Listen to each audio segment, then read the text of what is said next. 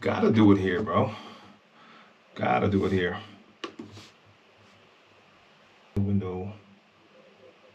Let's go, let's go.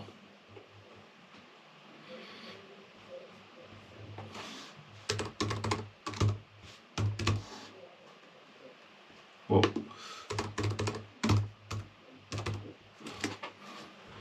What up, what up?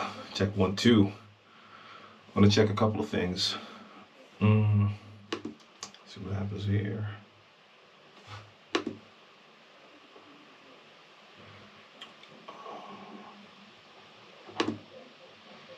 New window.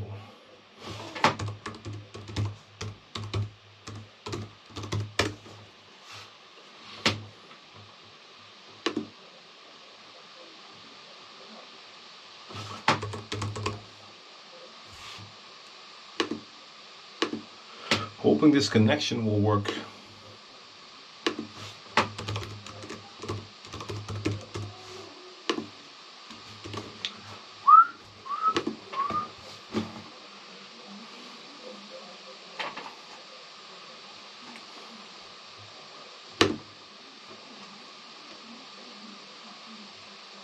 Whoa, everything is slow now.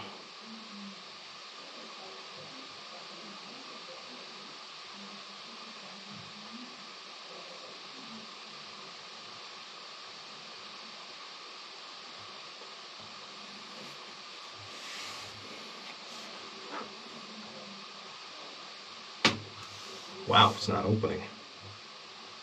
Okay. One more time.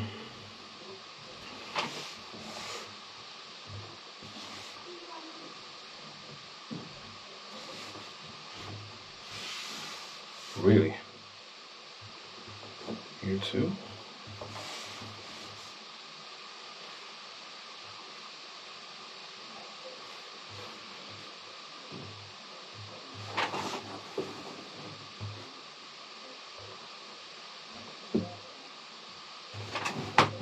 All right, get me in. There we go.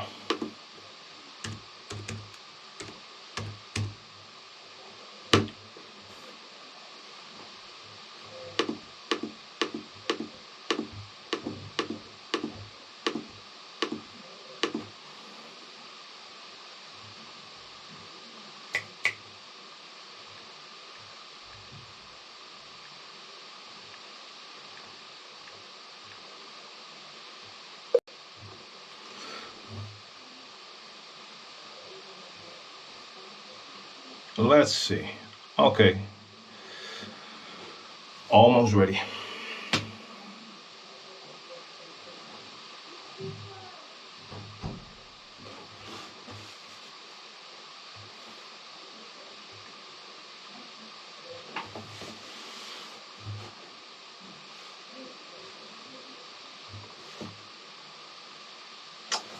My God. Gotta do this again? Okay.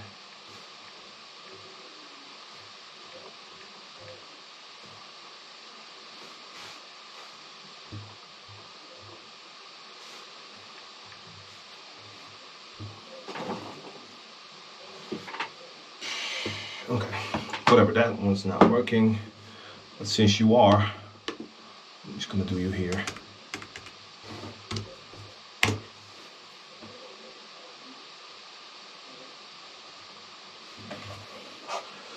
To the side.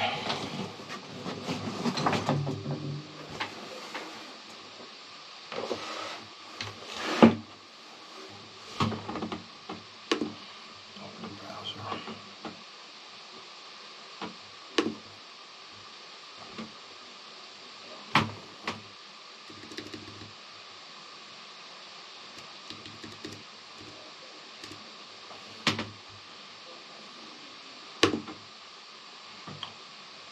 Seven, 6, 5, 4, 3, 2, 1. Okay. Let's get that counter out. Boom. That's 1.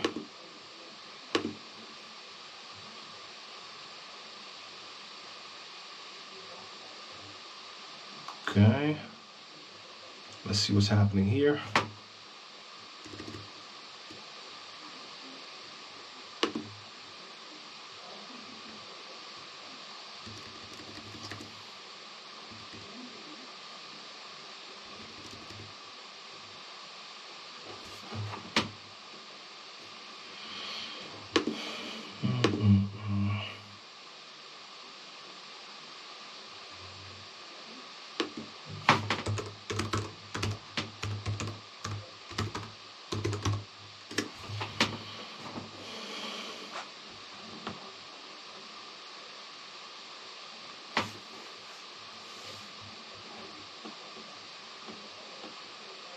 Okay, the streaming monitor is not showing me screen yet. Why not? Why not? Why not? Why not?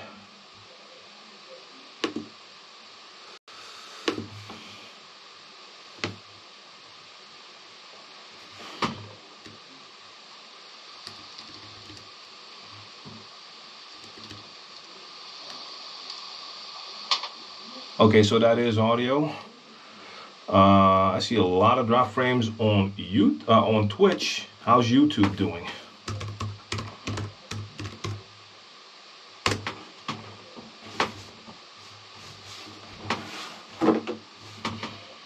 Let me see that real quick. What's happening here?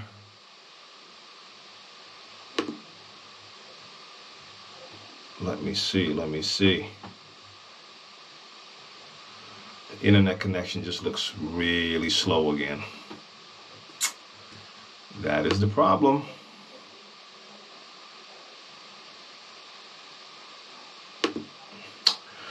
Thinking if I can fix that. Because I do have my ATEM Mini Pro here. And maybe I can find a long enough wired connection to switch to that. Because this is not, I don't like this.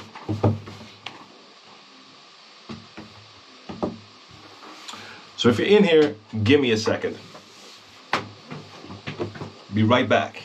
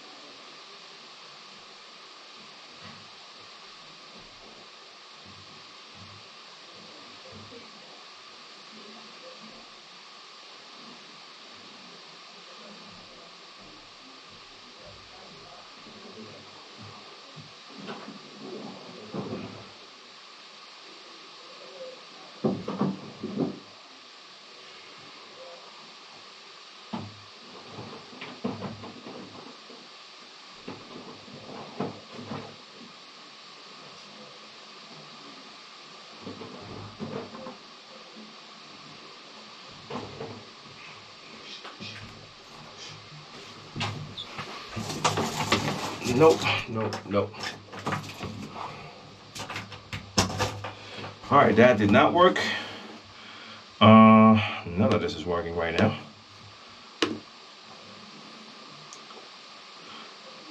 Okay, so we got frozen frames on all platforms, but y'all can hear me.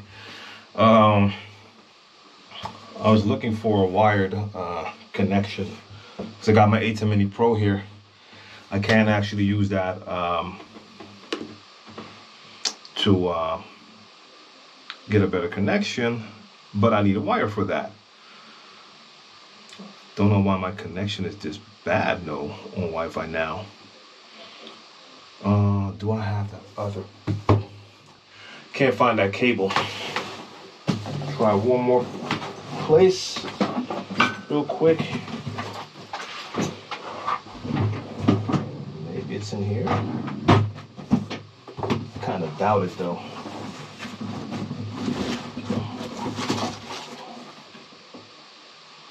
No. That is not it. That is not it.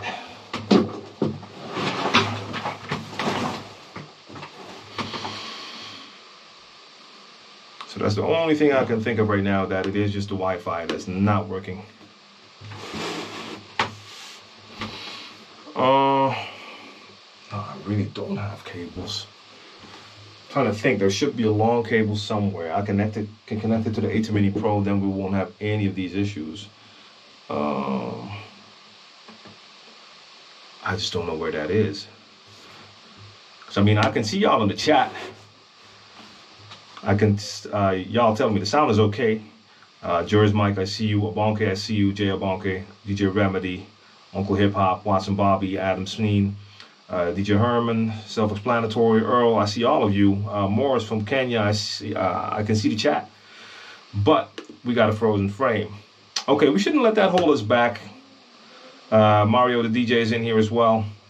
Shouldn't let that hold us back. If y'all can hear me clearly, I'm going to continue. In the meantime, I will look to see if there's something I can do. I have one option here. I just hope it doesn't totally kill the connection. Where is my other connection? Oh wow, it's not even showing up. It is not even showing up. Faris or Faris, salute to you as well. And Todd Lansing. All right.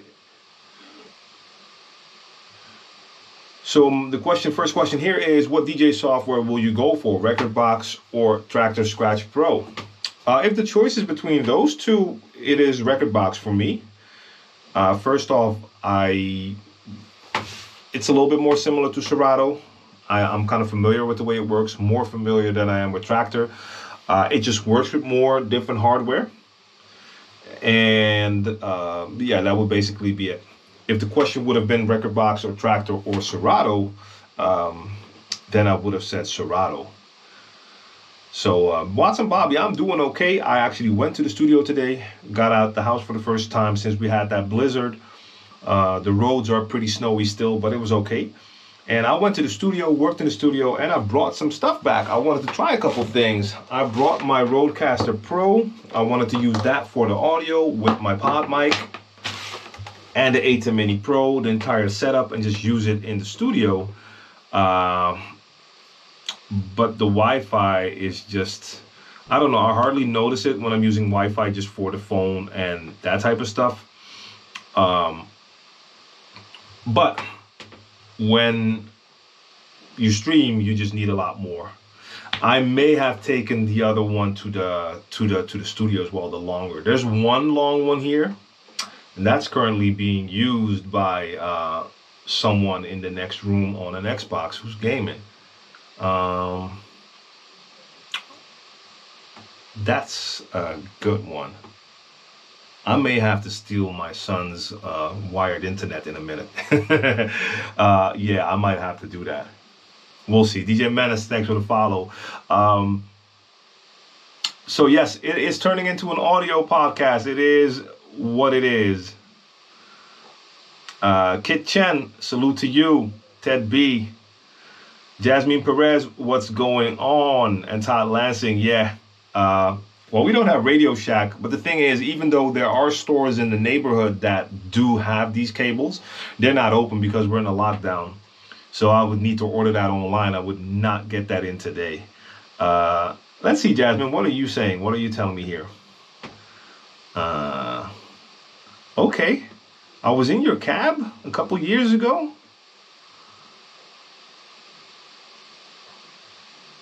All right, next time you need to tell me, even though I don't ever get into the cabs anymore, but don't be afraid to just holla. All right, so the question is, when you're being booked for a gig, do you always bring your own DJ equipment, or what do you normally do? Okay, so for me, communication is very important when it comes to this. You need to communicate with the person who's booking you and find out what kind of equipment is at the venue where you're going to play. So for instance, if I'm playing at a venue and they have turntables, they have one of the mixers that I prefer to use, then I don't need to bring any of that. And I'll just bring, if I'm playing with Serato, I'll bring my records, phase, and the laptop, and headphones, of course, and that's it. If they have turntables but they don't have the mixer I like, excuse me, I'll bring a mixer.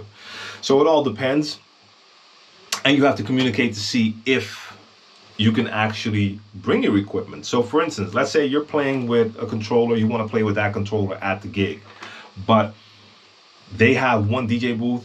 It's not a big booth. They have a CDJ set up and there's no room for extra equipment. You need to know that in advance, because you could bring your controller, but maybe they cannot hook it up for you, or it can't be hooked up. So I always communicate. Now, of course, when you start to play more, you will get a writer, a technical writer, meaning you will send the person who books you a list with everything that you need technically. So in my case, I will send them a list to let them know, okay, I need a DJ booth that's at least 110 centimeters high, needs to be like 2 meters wide, and I need 2 turntables.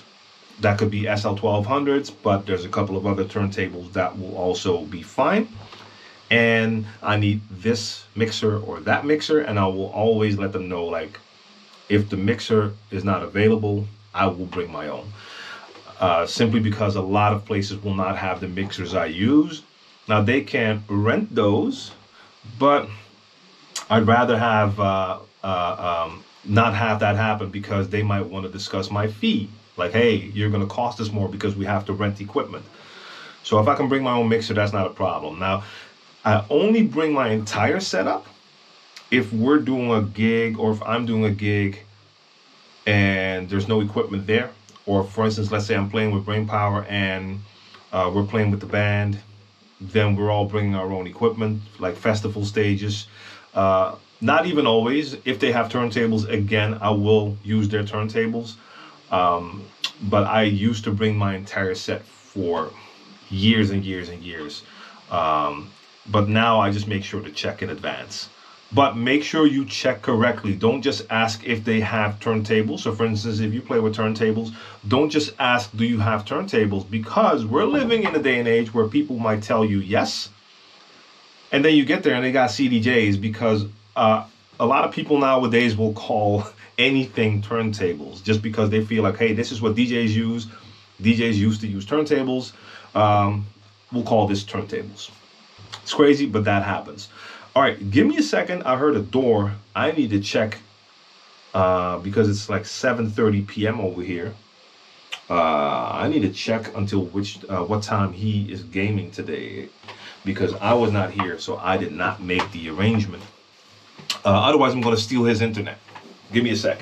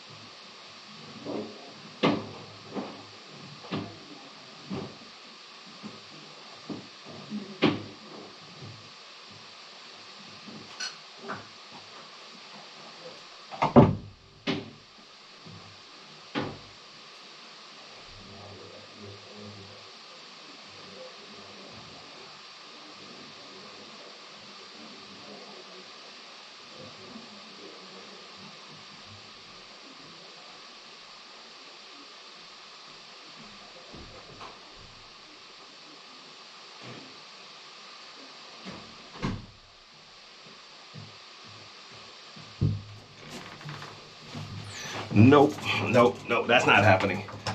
He's playing a tournament, a Fortnite tournament. That's going to be a while. All right. What slip mats do you use for turntables? I use butter rugs, but they don't always allow me to smoothly spin backwards when scratching. Rob X, I don't have a particular brand.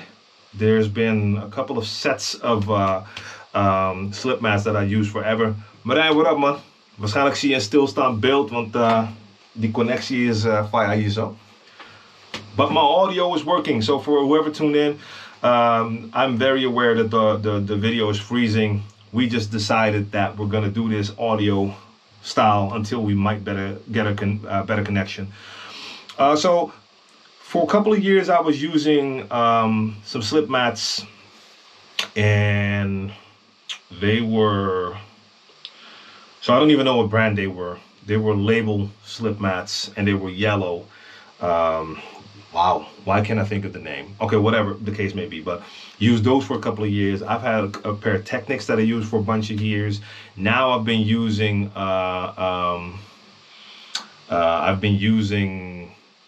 Ortofon, the ones that have the S120 on them. So I don't know what type they are, how particular they are. I need them to be thin, and that's basically what I do, and then I feel if they feel right. Sometimes you get a slip mat and it just doesn't feel right, and then I switch it up. Reactor, what's going on, man? What's going on? Streaming with a bad connection, so we got audio and freezing video. I'm still looking for a change. Okay, Jasmine, if that was in the morning, that was most likely for one of my sons. Had like a swimming graduation. That must have been it. All right, let me check that Wi-Fi again. Yeah, I know that the Xbox can go on Wi-Fi, but if the Wi-Fi is this bad right now, I'm not gonna give him that while he's in the middle of a tournament. Okay, so I see that my laptop already switched to the other connection, but doesn't seem to be helping. Okay, weird. Donnell, what's going on? You know what? I might even go to OBS and just set up a little screen just to let y'all know, for the ones who come in later, like, hey, the video is frozen. Maybe I'll just change that up. Maybe I'll just make a quick. Let's see. What can I do to make to get my face out of here, but to let y'all still know that this is happening. I'll look for something. Okay, in the meantime, let me look if there's more questions. I'll continue to try to get this to work better, but I think I'm really depending on the internet right now. How can I check if the music if it has copyright if I want to go live? Okay, so DJ Ferris, you can basically put it like this. If you want to use music by artists and those artists are on a label, there's going to be copyright. That's what it is. I mean, you have a couple of services that offer like royalty-free music that is safe for streaming, but that's like background music for gamers. So the music that we DJs want to play is copyrighted music. It just is, and there's nothing we can really do about that. Yeah. I rented my SR2 into my laptop and Serato started glitching. Won't even connect to my MacBook Pro. Oh, I plugged my rented SR2 into my laptop. Okay, that's weird. I don't know. Start with a complete restart, see what happens. But no, I don't know. I have no idea. No idea at all. So I don't know if you can see, but like I said, I actually brought my Rodecaster Pro. That's my normal podcasting device because I wanted to test something that I had laying around, but I hadn't tested it yet, and that's their DC USB cable. I'm just gonna hold it in front of the camera for a while. It should at a certain point get that as a frame, even if it freezes up then. And Reactor, no doubt, we can share the knowledge through audio just as well. And to be very honest, like this type of live stream isn't even something that's very important video-wise, unless I want to showcase certain things. But anyways, what I'm holding up to the cam right now, that's a converter, which would allow me to use my Rodecaster Pro through USB power. So I wanted to try that out. It says that I need a high power USB output, and I thought for sure that I was using one that had the high power output, but it's not. It didn't work, and I'm trying a different one. It's not turning on, so that's too bad. I really wanted to see that work. Oh yeah, DJ self-explanatory, and to anyone listening, and it's good that you told me now, because that means that I probably didn't delete it on Twitch yet. Let me see. I think I did that last week. Let me see. When I do my live stream, my mixes on Twitch, after I'm done, I delete them straight away. Now I forgot that a while ago, and a couple of episodes stayed up. But normally on Twitch, when you stream, you're fine. After you're done and you get the replay, anything that's copyrighted and that's already been added to the content ID system will be muted. So replays are strictly on Mixcloud. That's the audio version. And Periscope has the video versions. The only thing is Periscope is ending in a month or two. All right, let me just answer that question, by the way. Todd, DJs have an unwritten understanding with the music industry. They don't often come and shut down DJs. That is definitely not true. There's no unwritten understanding between DJs and the music industry, because it's all about money. And especially with the streaming services, they want the music to be streamed through those services. And let me put it like this. If, for instance, I want to do a live stream on YouTube, their content ID system will recognize the songs, and they don't care which DJ is playing it. Now, the stream will continue. At least that's how it used to go. And for instance, I streamed on YouTube a couple of weeks ago when I wasn't supposed to. I was not going to stream mixes on YouTube anymore, but I forgot to turn it off and restream. So I was broadcasting to YouTube. During the live stream and right after, I received right around, let's say, right around probably 60 emails from YouTube, all for different copyright claims. Now, the copyright claim isn't the worst thing. They just use your video and they monetize that video, and I can't do that. But the thing that bothered me why I stopped doing the live streams, mixed streams on YouTube, is I got a pop-up in my screen telling me that okay, now I forgot what it was. It wasn't a copyright claim. It was a different type of warning. It'll come to me in a minute. A policy violation. There you go. When I saw that, I was like, okay, I'm not doing that on YouTube anymore with mixes, because I will not jeopardize that channel.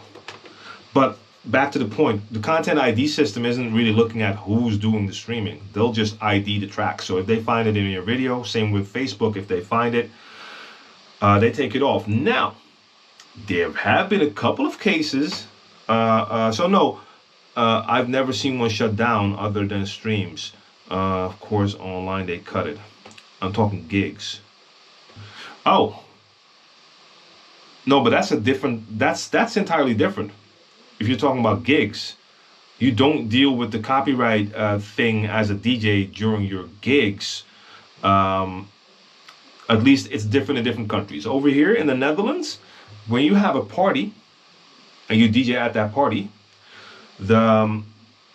it's called Buma Stem right here. It's the same thing as I think ASCAP is in the United States. They will take a portion of the revenue that the venue makes that day for the rights of the songs that are being played. So that's handled differently. So yes, you're playing copyrighted music, but you can't do that because the venue is paying for that. I used to organize events myself, and we had to pay 7 to 8% of our revenue that we made from selling tickets had to go to that organization for the rights of playing music in public. So that's handled differently. I thought you were talking about live streaming strictly. Let's see what was said about wires. Let me see. Um,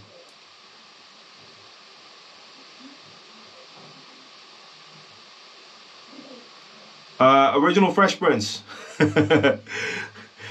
Thank you for stating the obvious. I know. We all know. The problem is I don't have the wired connection, and that's what I was looking for, a cable, but the only long cable that's in the house right now is currently plugged into an Xbox in the next room where my son is playing a tournament.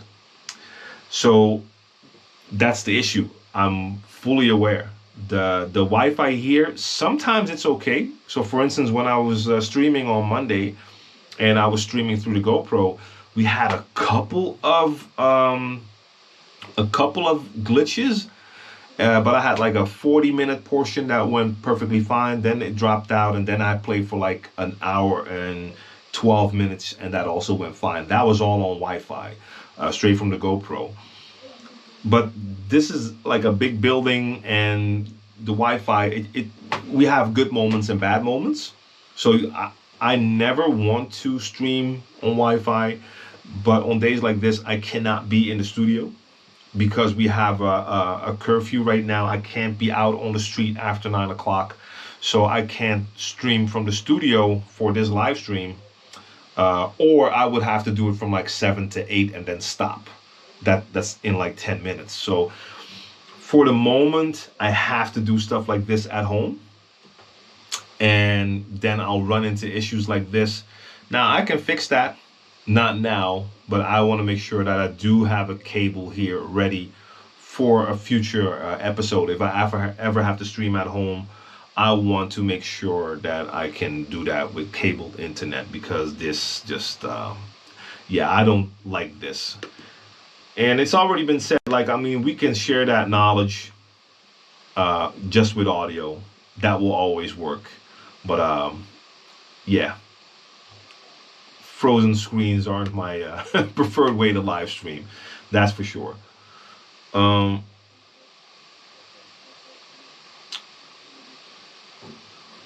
Ice Cube Jack's beats. TLM Jack's wires. Nah, not today. Now that I have the S11, I experienced a couple of audio dropouts in Serato, despite increasing the latency from 5 to 10. Okay. I don't know. I would have to do like a comparison. I have the S11 at the studio now, so I would have to see what happens. Like, I don't know. Like, I streamed with that last week. I didn't have those type of dropouts in there. So I don't know.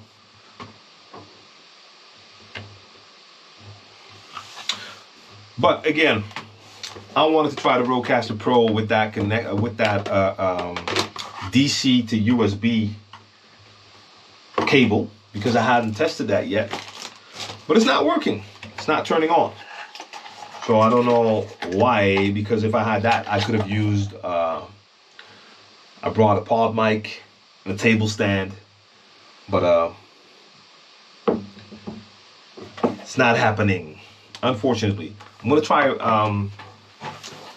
like it says, it needs to be, the power needs to be 2.4 ampere minimum, and I thought I was using one here that has 2.4, but maybe it can't be shared by different devices at the same time. I'm not sure. Because that would be cool, just to be able to use this on either on the road or in different circumstances, from a car.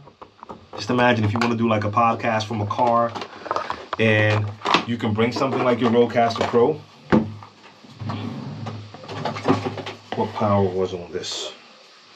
This doesn't go to the 2.4, right? Is this 2.4? It's probably not. I have a bigger power bank, and that's not here. I think that does have the proper power. Nah, this is not turning on. So this is not powerful enough either. Too bad. Maybe this big boy? No, that's USB-C. Can't use that. Yeah, it would have been cool if that could have worked.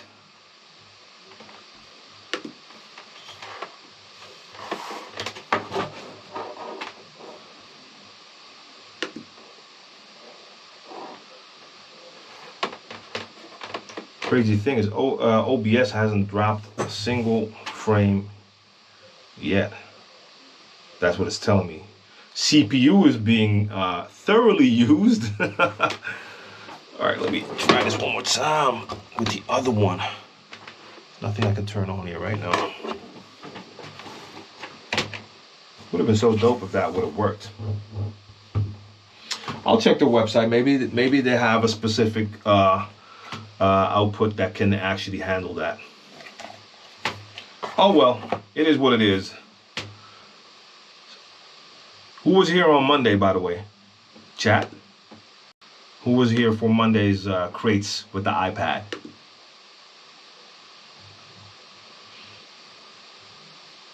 Do I have USB 3.0? On certain devices, yeah. Or are you talking to someone else, Todd? Sometimes it's hard to tell.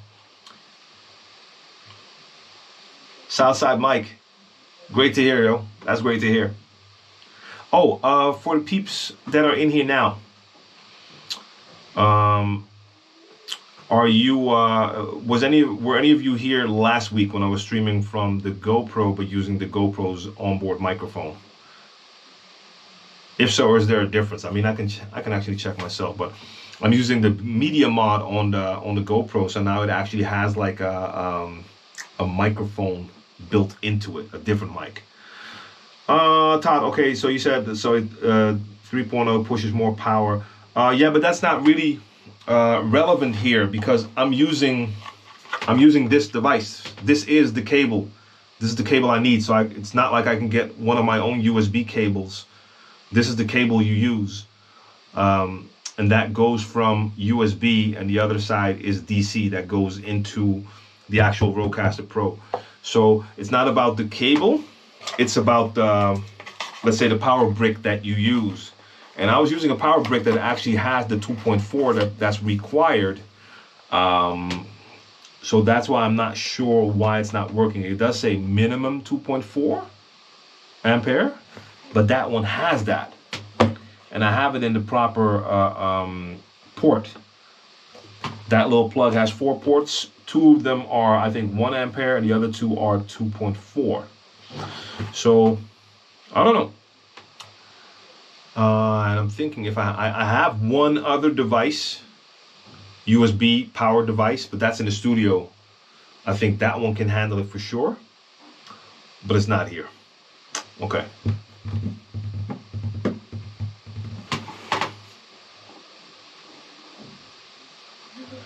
Yeah, so Monday was fun. It was something different. It was not my intended way to play. So I was gonna use my S4 Mark III, the Native Instruments one, with Tractor. But again, like I'm using a pretty old laptop as my DJ laptop just because that's all I have right now. It runs Serato just fine. Rekordbox works just fine. Anytime I try Tractor, especially with a controller, it will crash. And it crashed like 3 times. I have to do like a hard reset for the computer. So I was like, okay, that's not gonna work for a live stream. I can't do that. I cannot use that. I didn't have any other controllers here. And the S4 didn't work with the iPad. The only Native Instruments one that would work is the S3. I don't have that. So yeah, the only option I had was my iPad and DJ, Algorithm DJ. And here's the thing, I mean, of course, you feel certain limitations because you don't have any real knobs or faders or anything like that, or jog wheels. So you are doing everything by touching that iPad screen. But at the end of the day, that software allows you to play with the music and not just play the songs, but still manipulate the songs. So I think it is super dope. You can do a lot with it. By the way, salute to Music Man C and Elvato in the building. So for the new peeps coming in, yes, the video is freezing, but the audio is fine. That's why we just decided to continue. And okay, so let me just turn that Lengthen off because that's not working anyway. Turn that one off. Okay, bang. So there is a lot you can do with it. DJ Kane, what up? And that's the fun thing. Like, it put me in a position where a lot of starting people might actually be, where you want to start DJing, you don't have equipment yet, but you do have, for instance, an app on your phone or on your tablet, like I had on Monday.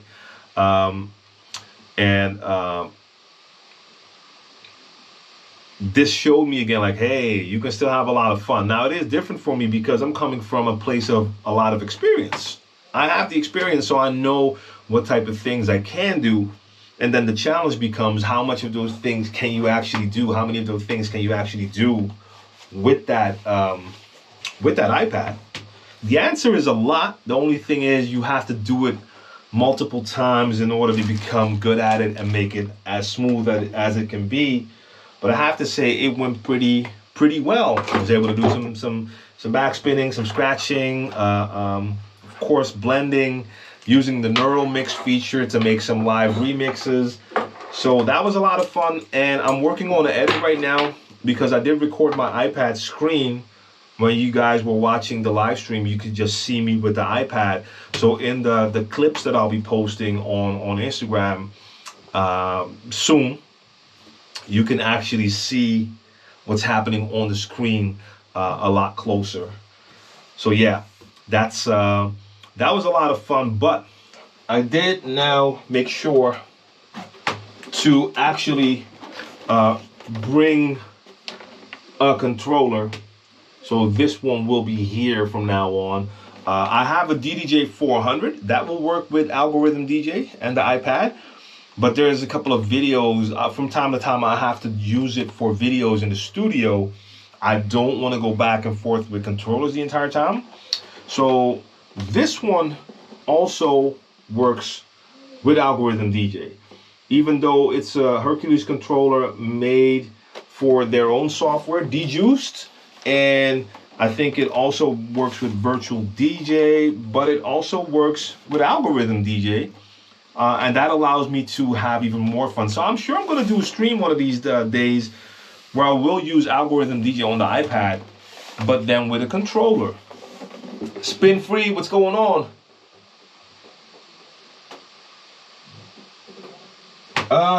That is a very good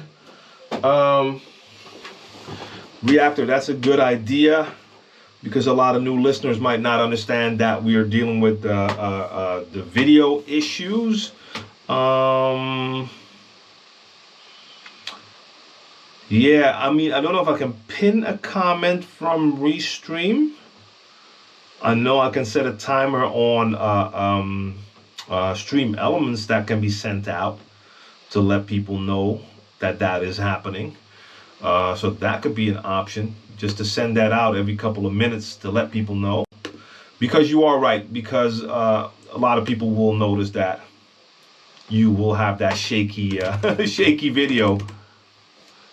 And even though we decided that it's okay, if you're new and you're just jumping into the stream, you might be like, hey, what's going on? Is it my connection or is it you? And it's definitely me.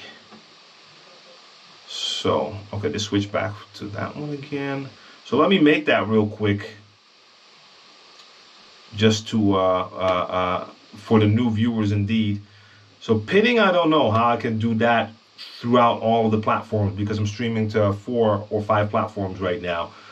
But I can tell the Restream bot to actually send stuff on a timer. So I'm going to do that real quick. If the old laptop can handle it.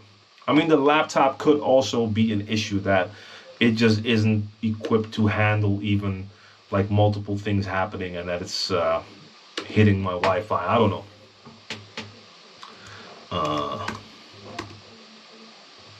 So let's name that real quick.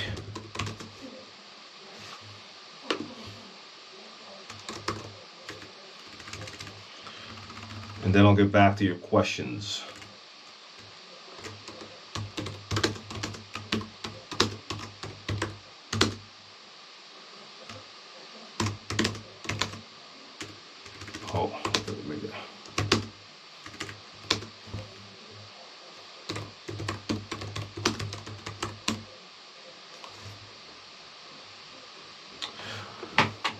Quickly check the chat.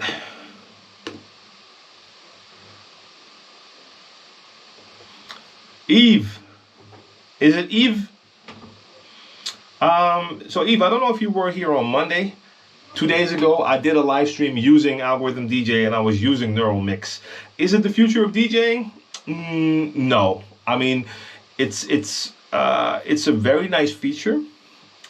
It would have to be improved sonically to be as good as it can be. For now, it's just a lot of fun, and if you use the right tracks, it actually sounds great.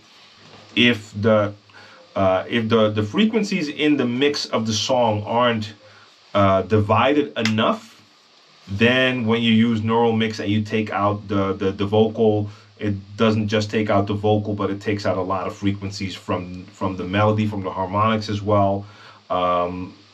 I heard with some tracks when I did it, you can tell that it just doesn't sound good anymore quality wise, but it's still a lot of fun to use.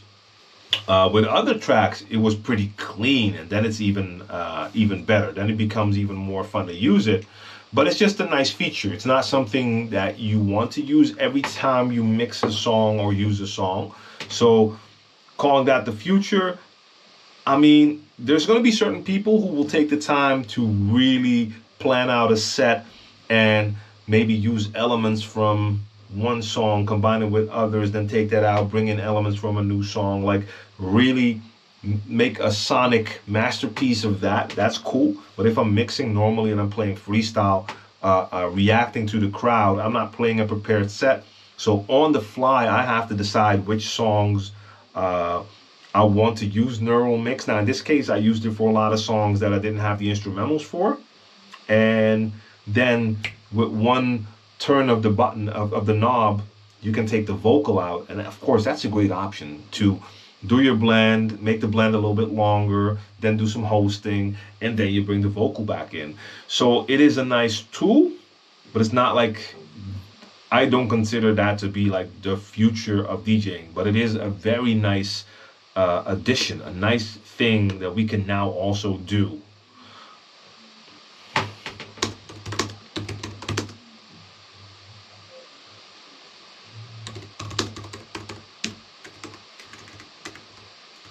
Phrase.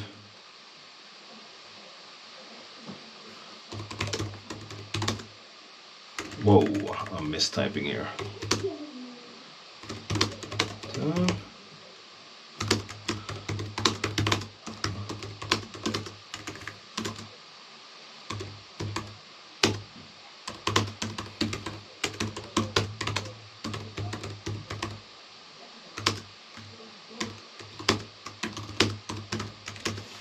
All right, let's get that in here.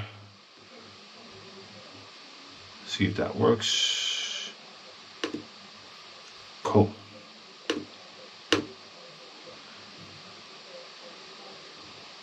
Can you give top 10 Dutch popular music for when people ask me to play?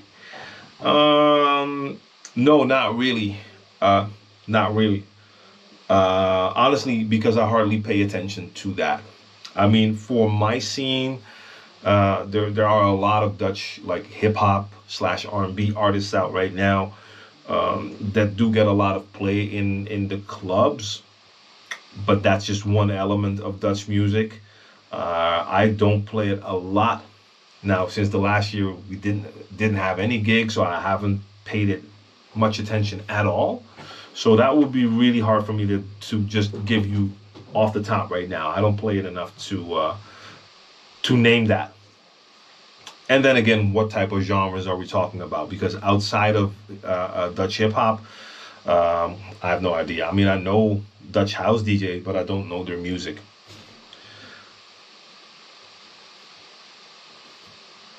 All right. Let me just check OBS for a second. I was pretty sure I had the output set quite low. And last time that actually worked pretty well.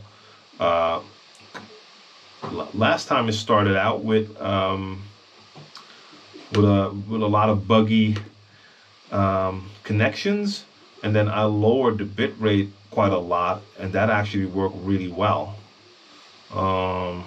Yeah, we're still at that lower bit rate, so it's pretty crazy that it's not working. Oh, y'all didn't tell me I'm eating up my Share the Knowledge logo the entire time. I didn't even notice that. Whoa. No, no, no, no. Don't do that. Bang. There we go. That's not how it should be.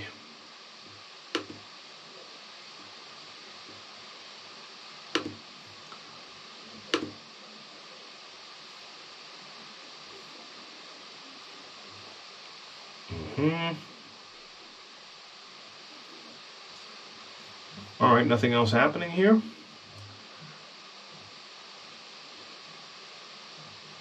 Yeah, because I was gonna also like plug into the iPad just to talk about neural mix and just algorithm DJ a bit more, but that does not make a lot of sense if we're dealing with these frozen frames the entire time. Because I have my A10 Mini Pro here, so I can now actually also share share my iPad screen, have it on screen. But like I said, I don't think there is a lot of use for that if that thing is not, if we're dealing with those frozen frames.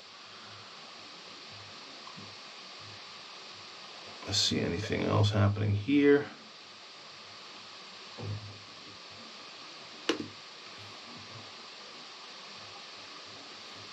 Is the video, okay, let me see. Oh, that is on. Okay. Yeah, I can see it's still choppy and buggy everywhere. Snook, I didn't see you. What's going on? Billy, some of my favorite genres to mix. Well, the genres that are my favorite genres are hip hop first and foremost. So basically anything within that realm, and when I talk about that realm, I'm talking about hip hop and R&B. Then outside of that, a bit of dancehall. I like funk and soul stuff, and when it comes to electronic music, like house music, I'm catered to look more towards UK garage, two-step, and some dubstep and stuff like that. But hip hop, number one. Hip hop and R&B combined, love it. So if I have to name favorite genres, I would say hip hop, R&B, and then a lot of things that are just connected to it. Love it. Could play it all day and night.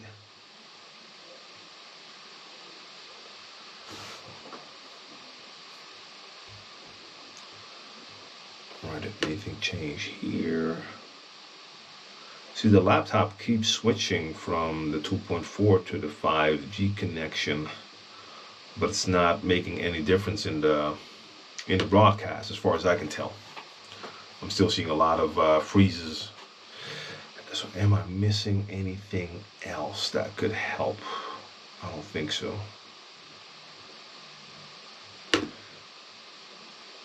See what's happening here. My laptop has anything important to add? No. Okay. It was worth the try. So yeah, like I said, I'll be uploading some videos of. I'll start uploading clips from Monday's live stream with the iPad and Algorithm Pro. I have a couple already. I took like 4. I'm gonna do a lot more, but I still have to make a lot of clips from previous episodes as well.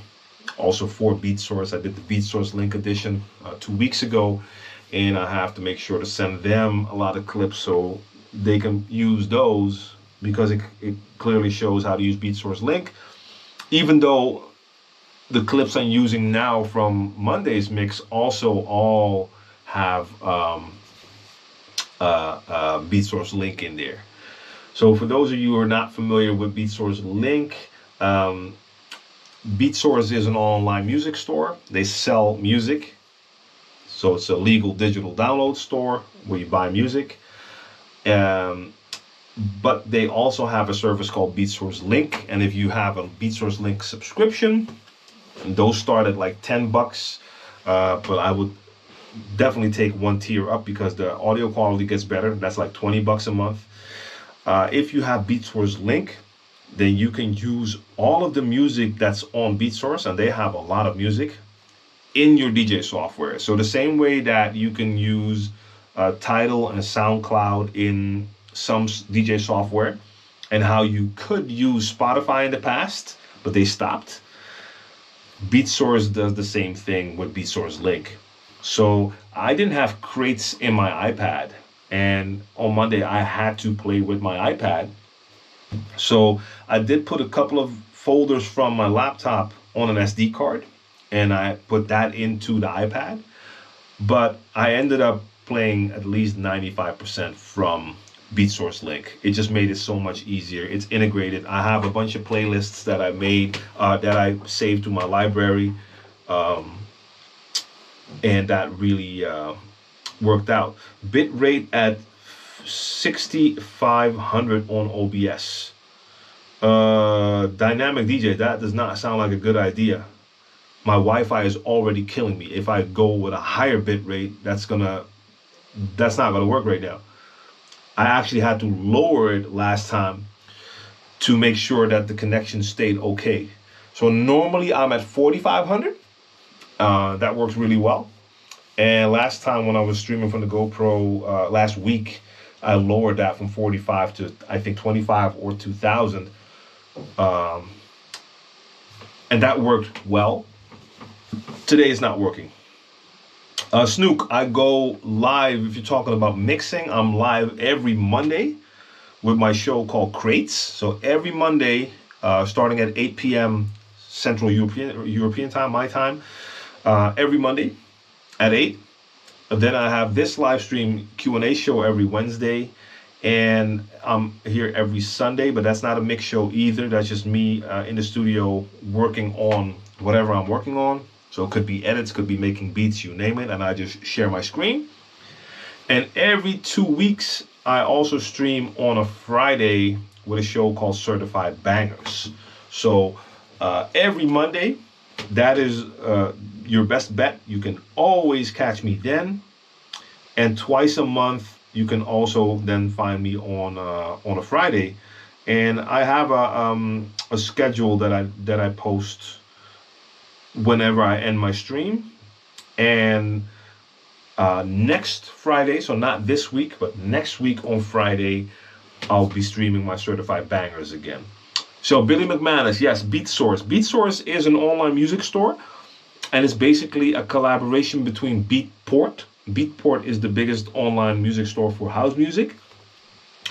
DJ City is one of the biggest DJ pools, digital DJ pools, and Beatport and DJ City started BeatSource together. So BeatSource is also an online music store just like Beatport, but BeatSource is aimed at the open format DJs. So they also have house music, but then they have a lot of hip hop, R&B, Afro beats, you name it. So that's BeatSource, and it's a store. You can go to beatsource.com and buy music, but they also have their BeatSource Link subscription model for DJs to use all of their music in their DJ software. So in my Serato, for instance, I can use Tidal. I have a Tidal subscription. I can use Tidal. I can use SoundCloud. I have the SoundCloud Go subscription. And I can use BeatSource Link. Same thing with Rekordbox. And BeatSource Link is basically in all of them except for Tractor right now. So you can use it in Algorithm DJ like I did on Monday. And in Algorithm, I have the same thing. In Algorithm DJ, I have the option to choose between Tidal, I can use SoundCloud, I can use BeatSource Link. Beatport also offers the same type of service, by the way, but that's just house music, so I don't have that subscription. And at times it can be a very, very convenient solution. So it was now, because I just had access to all of their playlists, and you can also just search for songs and it'll show you everything they have from certain artists. So I actually wanted to show you stuff like that right now on the iPad, but since we're dealing with that frozen, with the frozen frames, it's just not a good time to do that. Bobby, DJ Bobby, what's going on? You know what? Actually, I can. Let me just connect the iPad just in case, even if it's with frozen frames. I can still show you a bit of stuff. Let me see. I need a couple of things to make that happen, though.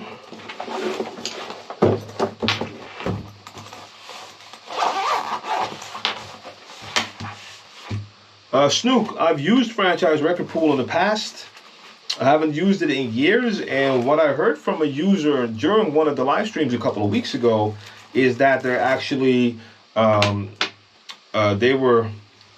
they had less music than they did before, and that the person talked to someone from their staff and that they were probably switching over to become just a streaming service, but I'm not sure about that.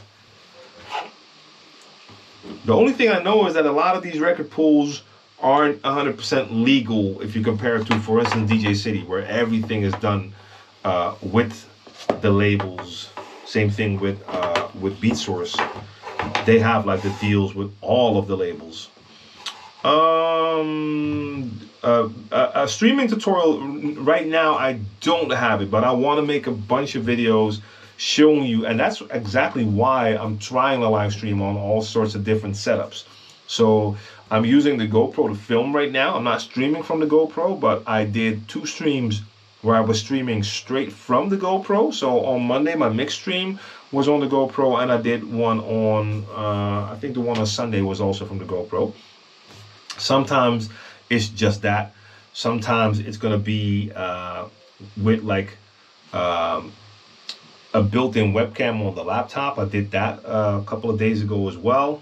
A lot of times I will use my Beast right here, my ATEM Mini Pro, as my video switcher. So luckily I have that here now, so I can actually now connect extra sources and show you that. Yeah, I think I have an HDMI cable like right outside the door. Hold up.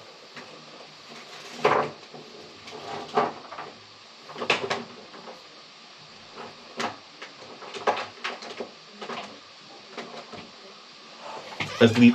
I thought so. Hold up.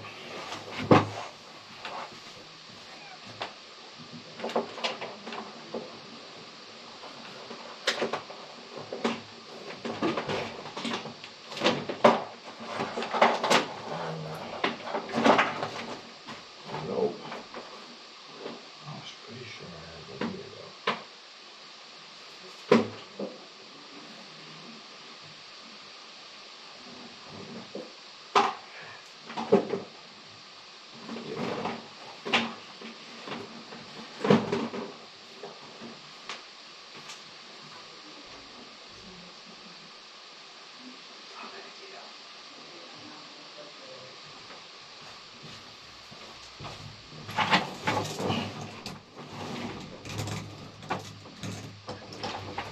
All right.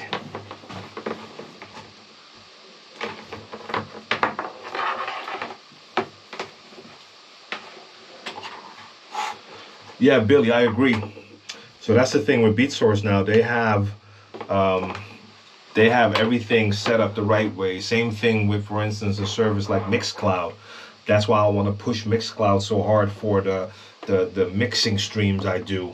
They're the only platform right now that if you use them and stream music, first off, it's loud, so you're doing it and they won't take it down, even though the replay is just audio. But there's also a part of it going to the actual artist, which I think is a very cool thing.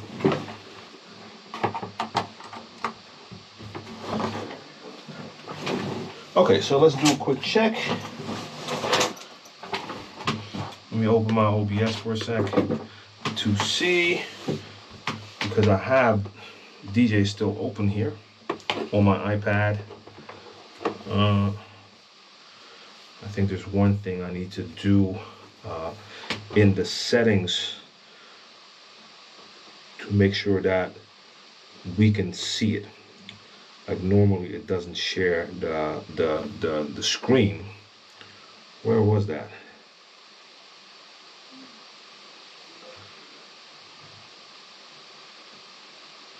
Wait, where was that? Because I think if I go there now, yeah, it's not showing it yet. There's one thing you need to do I just need to find it real quick.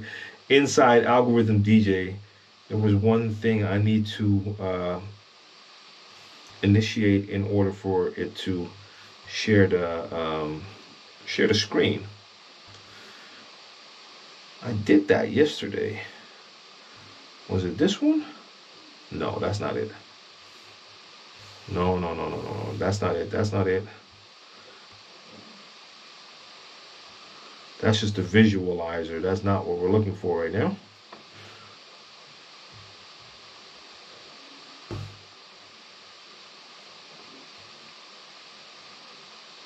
Oh, wow.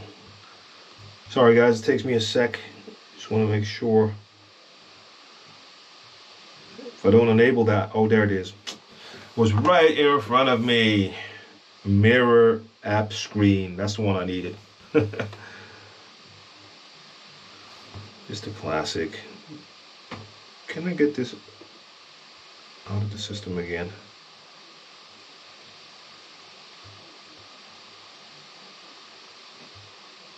No, we don't need any of that right now. So, okay, anyways, you can see my my screen right now. So even though we might get the frozen frames, you're going to be able to see it. So I can still show you a couple of things. Let me get my stream, my chat back. All right. So just to show you, let me see if you can already see it on screen. I'm actually going to take one of the streaming platforms. Okay, I can see here in my own monitor when I'm freezing up. And I can see that you're still not even there yet at that mark. Okay, so there's a bit of a delay going on there, because you should be seeing my screen by now. Okay, I'm just going to hope that you get this in the right time, and I'll continue to talk here. So I'm looking at, this is one of the ways you can see Algorithm DJ. This is one of the ways you can watch the screen. By the way, before I continue, I want to quickly hit record just so that I have it for myself, just in case I want to show you guys more. This is one of the looks. They have several different looks. I use the classic look because I just love to see the turntables, but they also have like a 2-deck look where you have like small players and big waveforms. So this is also a familiar look for a lot of you who are using DJ software. I just prefer those big turntables.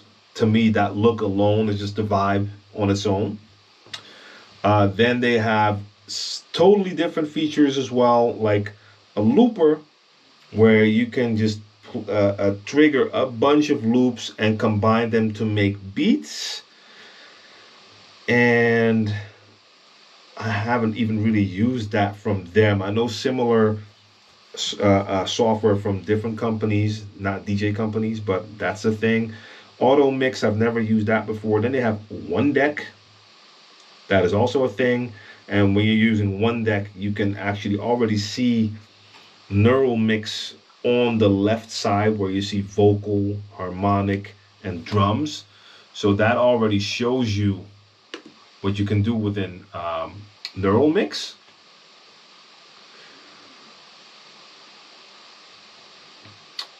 Hey, Rico Steez, what's going on? So Eve, you've been in the stream for a while, so but maybe you missed that part. Yes, this is Wi-Fi, and if I had a cable, I would have connected a cable at the very beginning, because that would solve all my issues, and the frame rate and quality has already been reduced as well.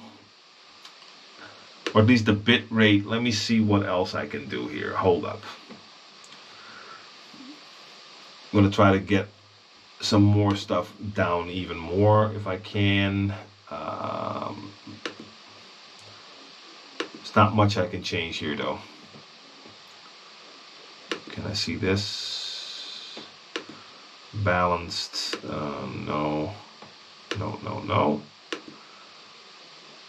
Yeah, no, there's not really much I can do there.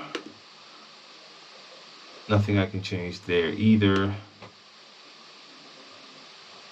Yeah, no. So, yeah, we've kind of been there and done that already. Lowered it, and I can't go through a cable. Yeah, Billy, I mean, that's the thing. There's so much more available now. So even if we're just on a mobile device, the amount of things we can do within that device are pretty crazy.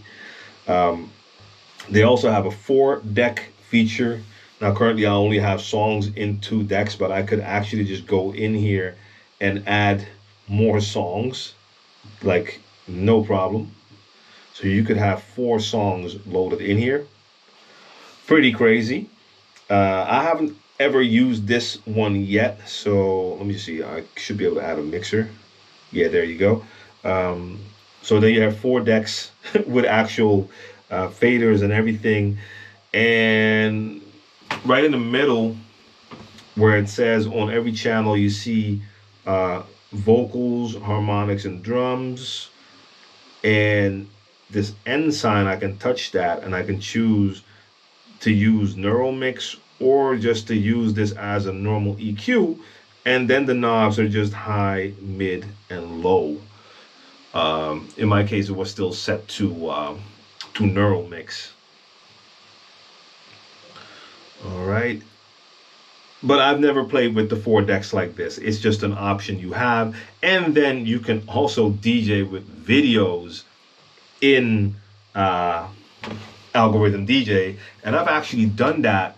My only shows last year were a couple of club shows with Brainpower. We did a couple before the venues actually had to close. We were playing for like 30 people at a time due to COVID regulations.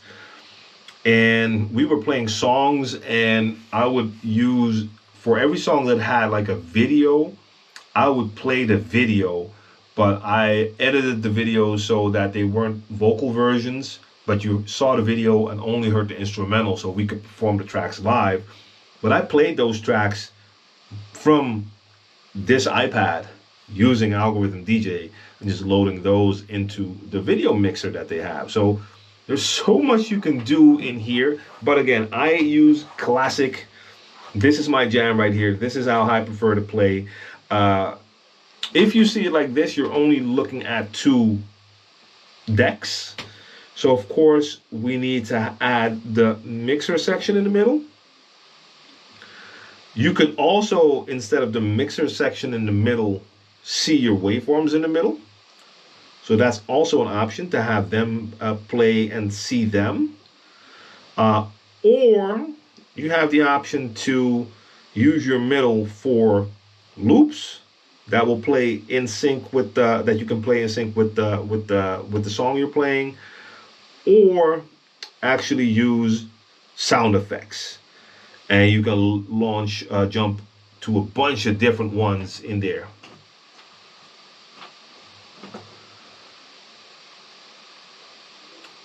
Oh, Eve, you just went to DJ school? Nice. That's dope. So you can use effects, or you can use loops, or you can see your waveforms.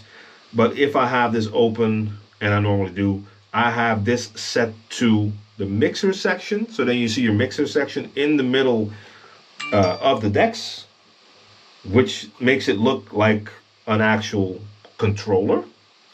And now you're only seeing basically volume, faders, and filters. So normally I will hit EQ, and then you have your EQ section there as well. So that's pretty crazy. You have everything you need there.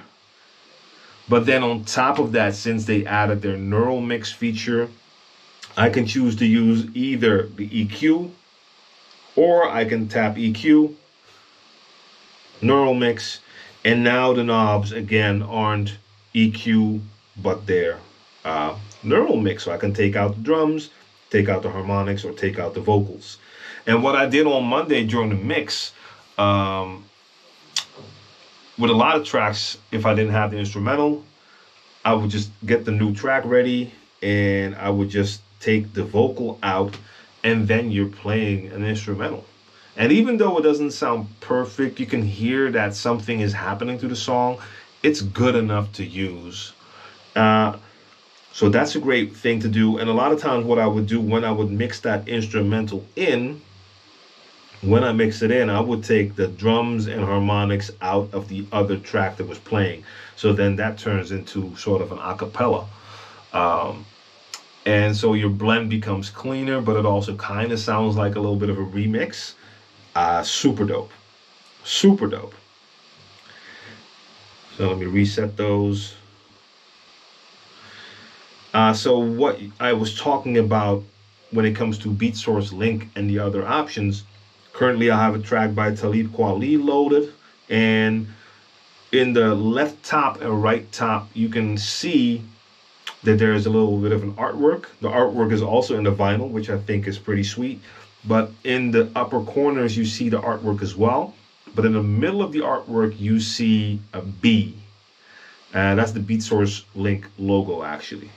So if I tap on it, it will open the browser. Currently, I'm in Beat Source, looking at Beat Source, and I can see a lot of playlists from Beat Source. So they're pretty diverse, from Afro bashment to UK.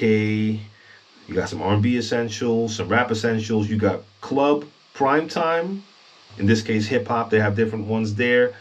Afrobeat essentials, throwback instrumentals, acapellas, timeless reggae. All of these playlists have been curated by DJs, so it's not like there's some type of office dude who just knows how to design software who's making these playlists. These playlists are being made by actual DJs. So when you get a list that's made for prime time, you're gonna find tracks that will work prime time. Mulberry, salute to you. DJ Progressive, what's going on? You can tone play on any controller, right? I don't know if that's true. So tone play in the way that you take one part of the song and that you can play it in different keys on the performance pads, right? I'm not sure. I don't know if every DJ software already does that. So good question. I'm not sure. Okay, so you see all of these playlists. Then you have some of these playlists will just show up when you load Beat Source, and some of these playlists are playlists that I added to my Beat Source library so that they will show up when I DJ. Mixmaster G, what up, what up, what up? Je zal het wel zo meteen lezen en zien, maar ik ben thuis en de wifi werkt niet mee. So we got a lot of freeze frame happening over here, frozen frames, but the audio seems to be working fine. So we've been talking and working. Okay. So I saved a lot of these playlists to my library, so they'll show up, and I love these produced playlists, these produced by playlists. They're very nice to use. Okay. So the iPad screen is not really starting. Well, let me see. How is that looking over here? Okay, let me continue in the meantime. So you got all of these produced by playlists. Then you got label playlists, Bad Boy OVO, Loud Records. So a bunch of dope stuff in here. And then you can even make your own playlist as well by just being on BeatSource when you're logged in. And whenever you see a song you like, you can add it to a playlist and make your own playlist. And those playlists will then also appear in here. But at the same time, I can also hit the search icon. And when I hit that, and let's say, for instance, I'm going to search for Nipsey Hussle. When I type that, it's looking now. And now I can see songs here. And at the bottom I can see artists. So if I hit Nipsey Hussle artists, it will now show me popular songs by that artist, latest songs. I'm going to hit show all songs just to show you. It's still loading. More songs, more songs, more songs, more songs, more songs. So that's not bad right there. That's what's currently on BeatSource by Nipsey Hussle.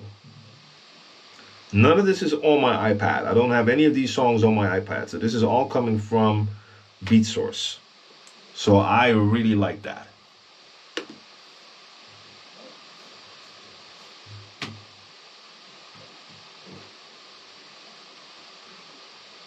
No, we had no problems with the audio whatsoever.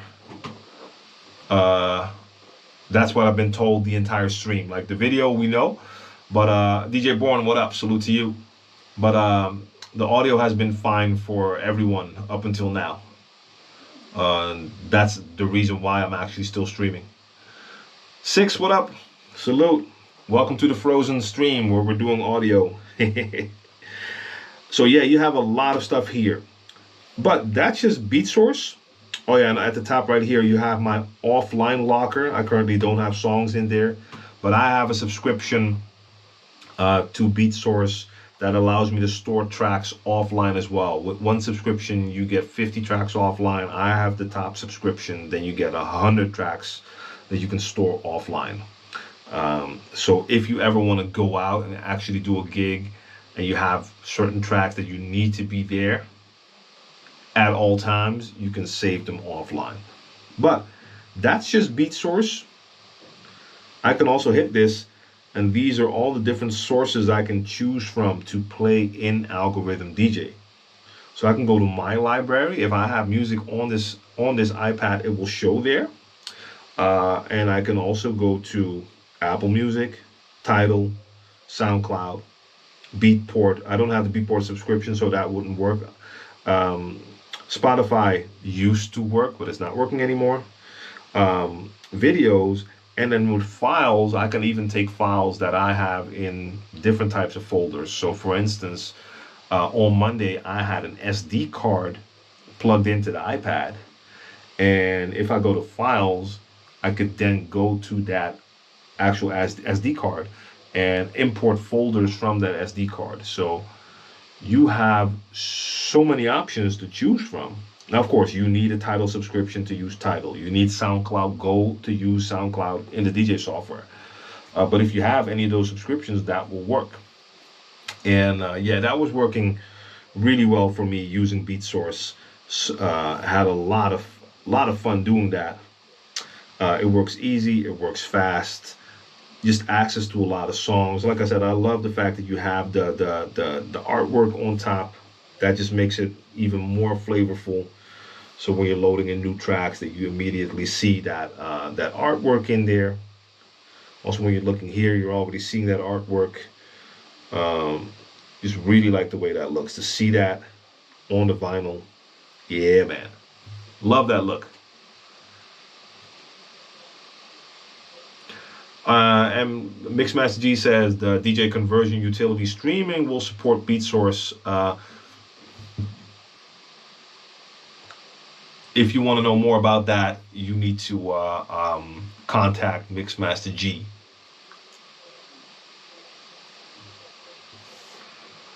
Learning to listen can be difficult sometimes. In what way do you mean, Billy? Listening to what?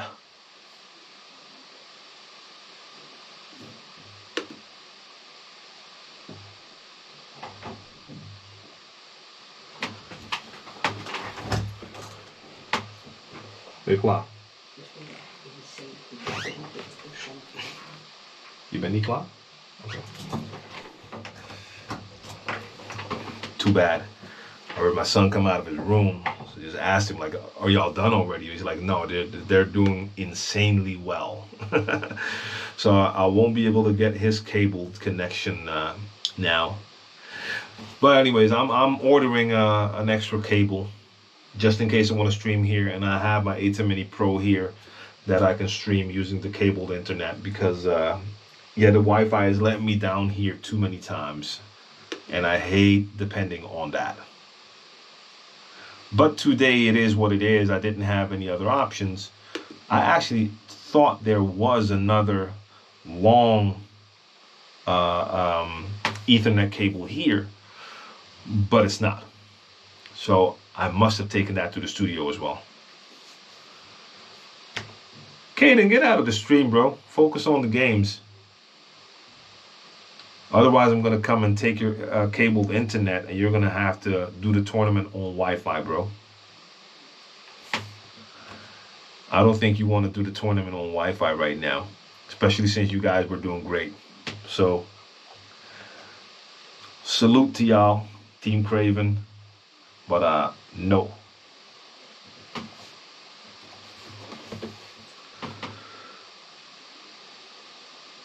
So Billy, let me know about that listening comment, what you were talking about.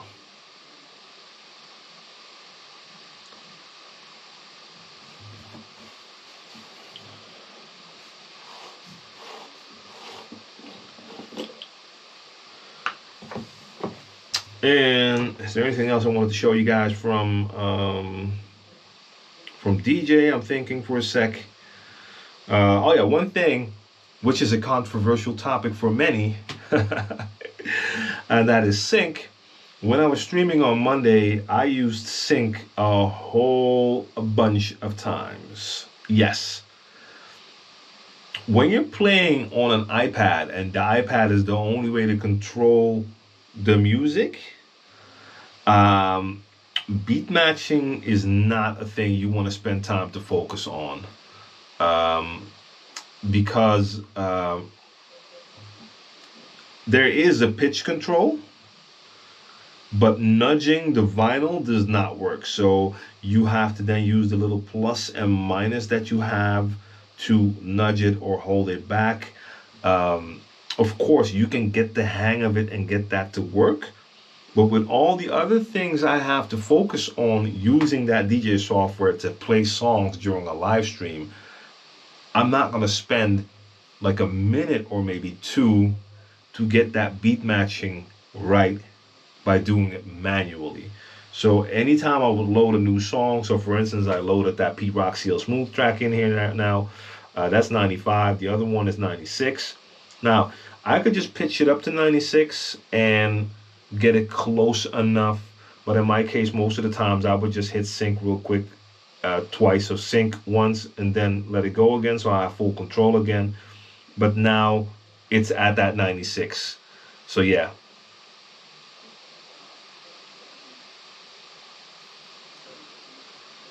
Sometimes the visual aspects are a good lure people in to watch, but I'm still down to listen.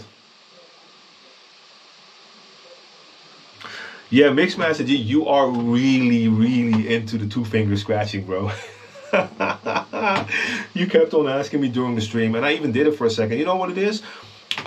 It works great. Yes, I agree, it works. I'm just really not a fan of not being in control when I'm scratching. That is that's basically the one thing for me. What I don't like about it, the feeling of, okay, now I'm moving it back and forth, and the program is doing the fader movements for me. Even though doing transform scratches is not really easy to do when you have to do it on the iPad. So it is a fun feature, but I just find myself not to use it a lot.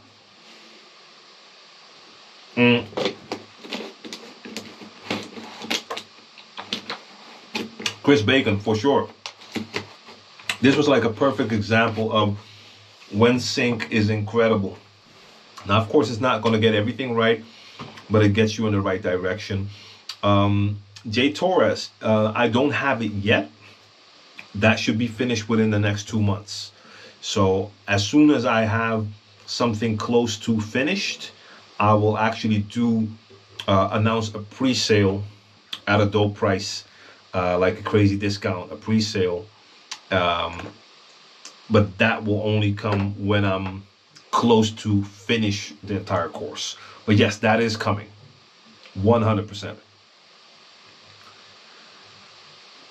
Let's see.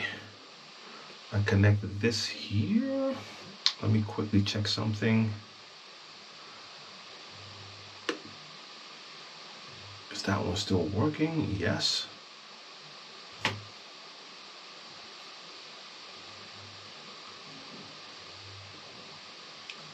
G-Bo, thanks for the follow. Rodney Knox, am I late? Yes, we've been. I've been here for like hour and 45 minutes. So welcome to all of you coming in right now to this audio stream with some video as well. It's better than the Flex 6. What is better? You mean the scratch feature on this? Yeah. The Flex 6, I have to still fully check that feature because it was a little bit weird, because you have to it's divided into parts that are going clockwise around the Flex 6 jog wheel. So if you have it in one position, it gives you one scratch, and if you move it to that next position, it gives you a different scratch. Like, I think if you practice with it and get the hang of it, it could probably be pretty cool, but that's just not for me. But to be honest, a Flex 6 is not aimed at me. All right, Christopher, what do you need to know about counting? Let me know. And we got DJ Jack Rojo in the building. Salute to you. Thanks for the follow. Is this picture-in-picture working? Let me turn that on for a second. Wait, what? Why is it showing that? Oh, I get it. I did that the other way around. Right. Let me change that real quick.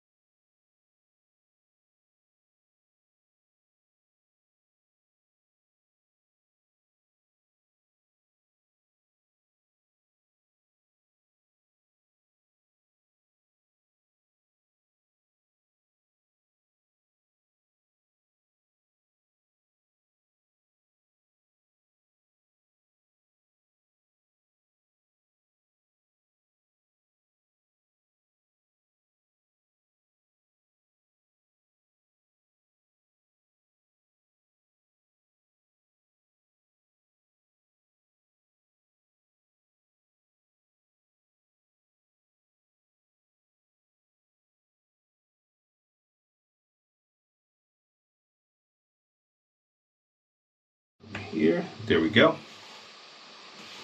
Just needed to change that for a sec.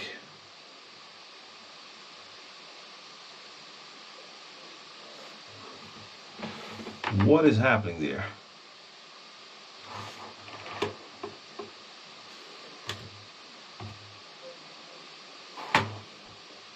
Okay, something is causing some interference here. I don't think you guys can see that.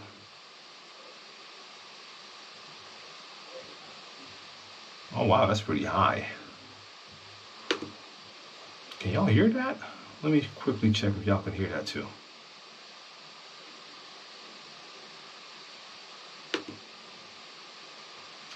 So let me see. Because I know y'all can hear it, but I gotta hear it myself.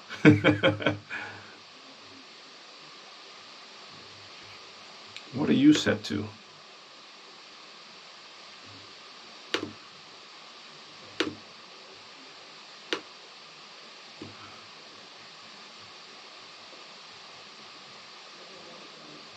Okay, that's not showing up.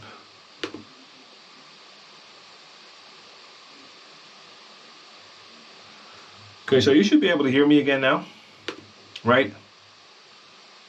I think you should be able to hear both. No, not that one. Well, that's weird. That's pretty weird. You should be able to hear both. They're both going into the ATEM Mini.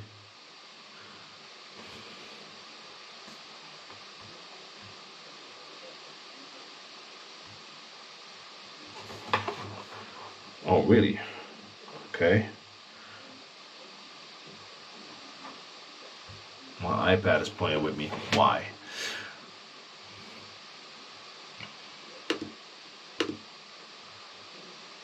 Okay. I know how to. I know like beat match starting on a 1 and like fade out track 1 to track 2. Okay.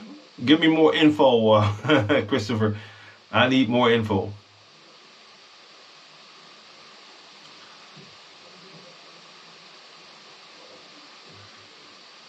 Yeah, I just changed I switched the HDMI from the GoPro and the iPad into the ATEM Mini Pro. I switched them on channels, but I forgot to activate the mic on the corresponding channel. So the audio from the GoPro was not coming in anymore, which was supposed to happen. You were supposed to get that audio.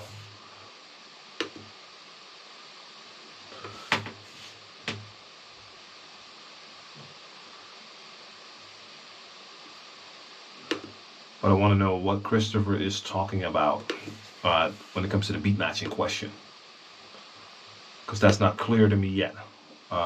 What the exact question is.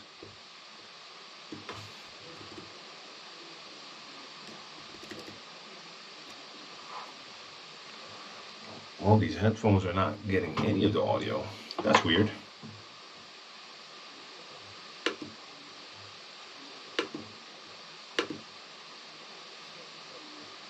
Yeah, I understand that is off. See, the audio is working on that one. Did I just kill my headphones? Because some wires just came out. Maybe I just killed my headphones. Who knows?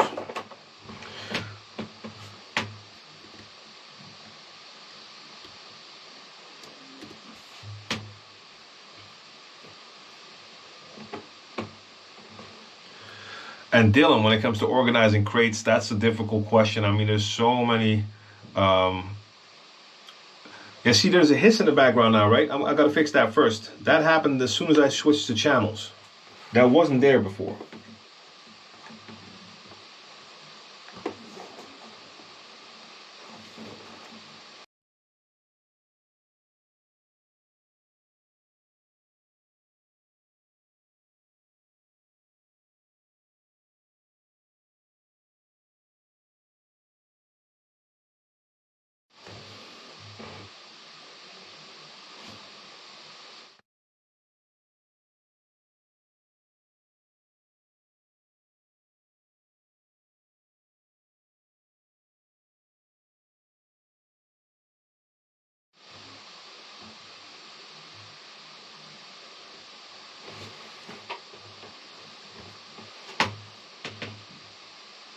So that's weird. We didn't have that hiss before in the entire beginning, and then it got added, and I can see it on screen. That hiss wasn't there before.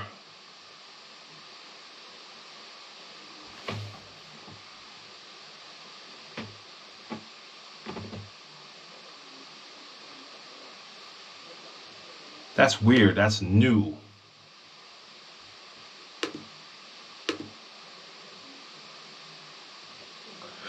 Okay, sorry, Christopher, let me see.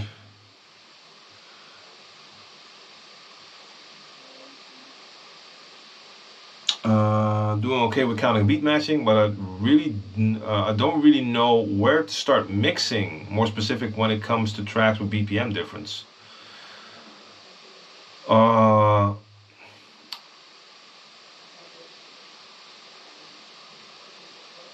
But if you know how to beat match, then you already know how to deal with tracks that have a BPM difference. I mean, that's what beat matching is all about. You're matching the BPM of the tracks to make it work, to make them play in sync. And knowing where to start when you're mixing, of course, if you already understand how to count, you should be starting at the one count, but it should be the one count of a particular phrase. So I don't know if you've seen my beat matching, or sorry, if you've seen my counting music video, because that's the one you should check out then, because that talks about beats, bars, and phrases. But learning how to understand, to recognize the where a new phrase begins is very important, because that will tell you when to start your mix. Because a lot of times you will need to start your mix on the beginning of a new phrase, depending on what type of music you play. If you play hip hop and R&B, then you most likely are waiting for the chorus, the hook, to begin, and mix your new song into the chorus of the song that was already playing. Where you're playing different genres of music where it's not about a chorus, then most likely you're going to be mixing into a break, or right when a drop hits, you mix your new track into that, so that after the drop has run its course, you switch into the new track. There's different things to look at depending on the genre, but you have to know about phrases in order to clearly understand where you should begin a transition. So it doesn't matter if there's a difference between BPM, because then you just beat match to get the BPM right, get them playing in sync, unless you're talking about tracks that have like a major BPM difference, and then you most likely shouldn't try to mix and do the transition in a different way. What method do you use to start cleaning and organizing your music library? Ooh, I don't have a particular method. The one thing is, most people will have too much music in their library. So DJ library, I have a music library with a lot of music that's not for DJing, but like with the crates for DJing, it starts out with a lot of people just having way too much music in there. So that is something I need to do, take a close look at what I have in folders and to just start taking tracks out, because that helps. Christopher, yeah, sure, try to explain again, because maybe we're not understanding each other. That's possible.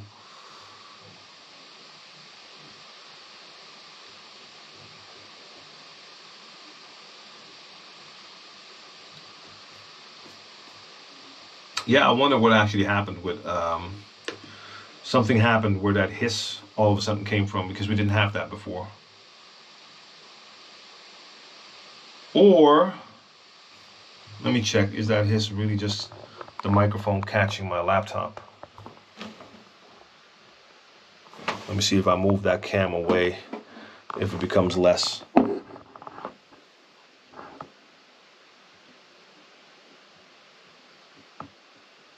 I'm not sure.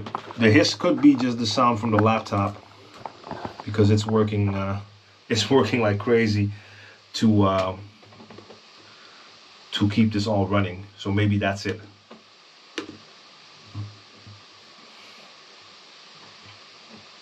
Yeah, Roddy, I understand. Like I actually made a video about this for DJ City a while ago, like a year or two ago. Like, when we used to go to record stores to buy music, most likely you would be on a budget. And I would have like a stack of records. Then I would go to the turntable in the record store, listen to all of those records, just to make sure that I picked the records that I really wanted to use. Let me go back to this, by the way. To really go back to just using the records that I absolutely wanted, instead of just taking everything. Oh, I see, I left the info on the screen. Let me see if I can fix that real quick.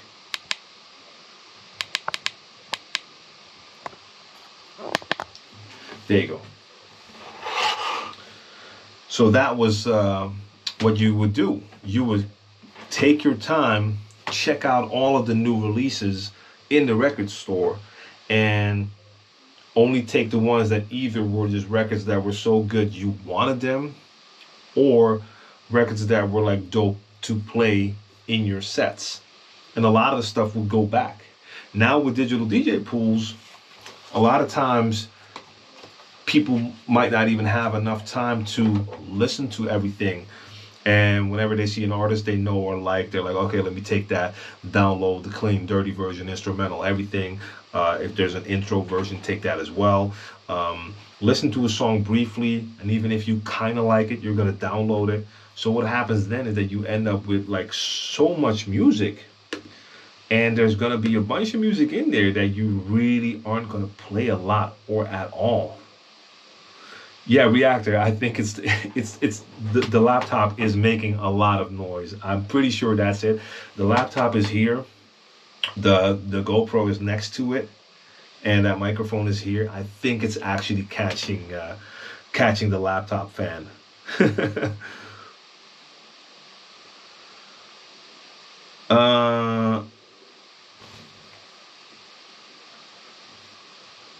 So that's where it starts, and I've done it myself over the years as well. When it came to like digital downloads from record pools or other places, if you do that for a while, you end up with so much music, and it's easy to get lost in that. And I've noticed like a couple of weeks ago when I rearranged, like sorted out my entire record collection, my vinyl, I saw so many records that I hadn't seen in years. Because if you're not paying attention to your collection, if it's just there, you're going to forget about a bunch of songs that are in there. And that can happen with a record collection. It most definitely will happen with a digital collection as well, because most of us will have so much music in our digital collection. It's impossible to really keep up with that unless you on a regular take the time to go through your music and really see what's in there. I think I took a stack of, I didn't count them, but it was like a stack this big that I took out while I was sorting the records. And I'm going to take out a little bit more records I'm throwing away, giving away, whatever. I'm taking them out of my collection because I just saw them, was like, okay, I will never play those. They're going to take up more space. Let me get them out there. And not quality music either. So in my case, I'm talking about either, sometimes over the years, people have given me like old, they have like a crate of vinyl that's still laying around the house. They don't use it. They'll give it to me. I'll take it. Like maybe you'll find something in there, but I end up not throwing the rest away. So then you have a bunch of trash that's now added to your collection. I was part of record pools for a long time, like a vinyl record pool. I would actually go to the labels. At a certain point, I was going to the labels here on a weekly basis. There's like one city in the Netherlands where all of the music labels were at. And at the time, the labels were actually merging. So you didn't have to go to like 10 labels. You could go to like 3 or 4, and that covered like everything. If you go to Universal, you have like a bunch of labels already there. You go to Sony, a couple of places. And every week I would go there and I would get all the promo records. But a lot of those promo records weren't good. But instead of like throwing them away, they end up in your collection. And the same thing happens digitally. So that's why I need to do that as well. Like cut out a bunch Now, when it comes to my vinyl, I just sorted it genre-wise. So I have hip-hop separate from R&B. Then I have a bunch of records that are just old school. So soul, funk, even some old pop. I have that all together because it's not that much. Dancehall is separate. And then my house. That's like a small stack of mostly UK garage and stuff like that. That's together. In the past, I even did albums and 12 inches separately. I didn't do that now. So everything from one artist is going to be in one place. But that's a task for me as well. Like the digital collection. Yeah, man. Because even now I miss out on a bunch that I have, but I have it on OneDrive and I haven't seen it in ages. And then you just forget to play it until you find it again years later, which is actually a waste. And live streaming has led me to a point where I want to be able to play all of that stuff again. Because when you're in the club mindset, a lot of times you are playing within a limited window because DJs are used to playing to rock the crowd. Crowd wants to hear a specific type of songs, and you end up playing a lot of that music. If you still want to add some of your persona, you will add your own flavor to it, but still you're playing a lot of the songs that they're expecting to hear in the club. Now during the live streams, for me, that's a different story altogether. I'm playing what I want to play, and that includes stuff I play in the clubs, but I'm not worried about having a dance floor not filled up or emptying out. No, I'm creating a vibe I want to be in. That vibe can be different every time, but that allows me to play a lot more different music compared to when you're playing in a club. When I'm being booked because they've organized a hip-hop R&B party, pretty commercial, I know that there's limits. I can go beyond those limits, but most likely I'm going to empty the dance floor. It's not going to be good for the party. Not going to be good for me. I won't get booked again. So no one wins unless you really want to make a statement. Kudos, but then you don't have gigs anymore. So, I mean, I will always add my own flavor, but it is more limited than the freedom that you have with live streams. So yeah, I'm glad I sorted out the DJ collection, the vinyl collection. I'm gonna play a lot more of that now, of the songs. Probably do more than one vinyl edition a month because of the amount of vinyl I found. And I need to do the same with digital, but I just don't have the time for it now. Tasha Toy or Tasia Toy, which record pool is the best to get some 80s, 90s music? Ooh, I'm not sure. No, I'm not sure. I don't know. Haven't looked into that. Salute to the kittens right there, DJ 9 Iron. And that's the thing when you're streaming, there is no dance floor. I mean, there is no dance floor, but you do have an audience. So I see certain DJs and I can tell that they're playing the same way they're playing in the clubs for their online audience. Yeah, that would get really boring for me really fast. And I mean, everyone has to do what they're doing. And I mean, there's some DJs out there that I know that have found an income by playing like this. So let me put it like this. If you want to, you can find an audience that is just like your club audience. And then you can play exactly what they want to hear in the club. And I know a couple of DJs who are doing that, and they're playing like 5-6 times a week.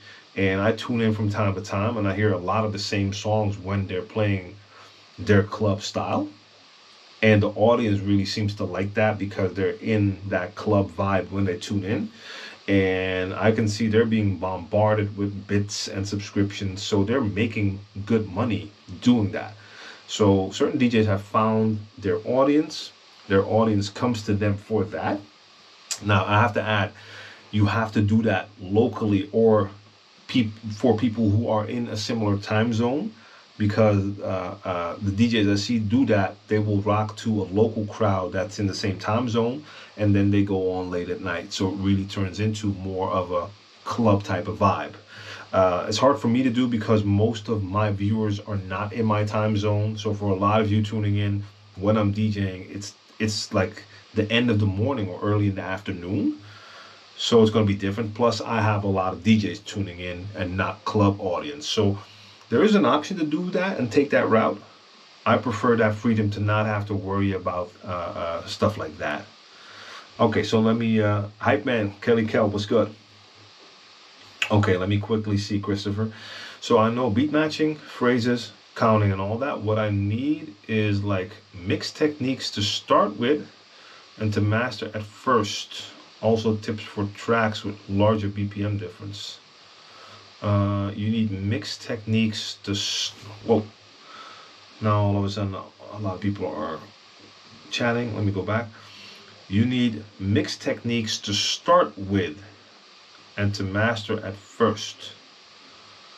So Christopher, you know what you can best do is send me an email about the mixed techniques.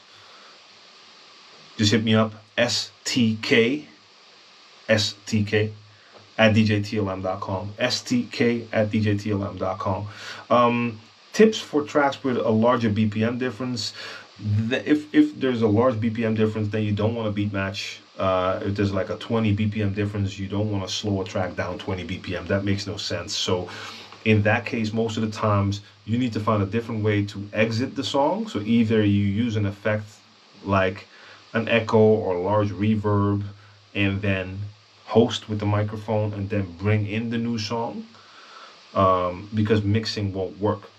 So if I do a transition and there's a large BPM difference, then I need to create some sort of break, because if I'm mixing within the same BPM range, then I can just drop tracks on the 1 instead of mixing.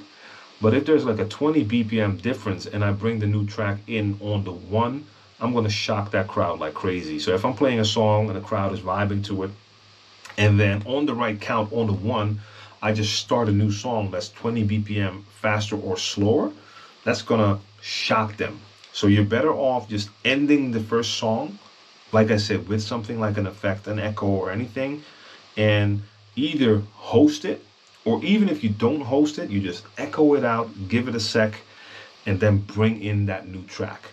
Now, the best tip is make sure that that new track is actually something they know, because you don't want to bring in a track that's a totally different BPM and maybe kind of shock them, but also have it be a track that they don't know, because then they're just going to feel like you just ruined their vibe. If the new track is something they know and like, then they're actually going to go into more of a happy surprise type of element instead of being shocked. So that is important. Hit them with something they know, because then they're not going to care about that BPM difference, because they already know the vibe for that new song. J4, what's going on? Salute to you.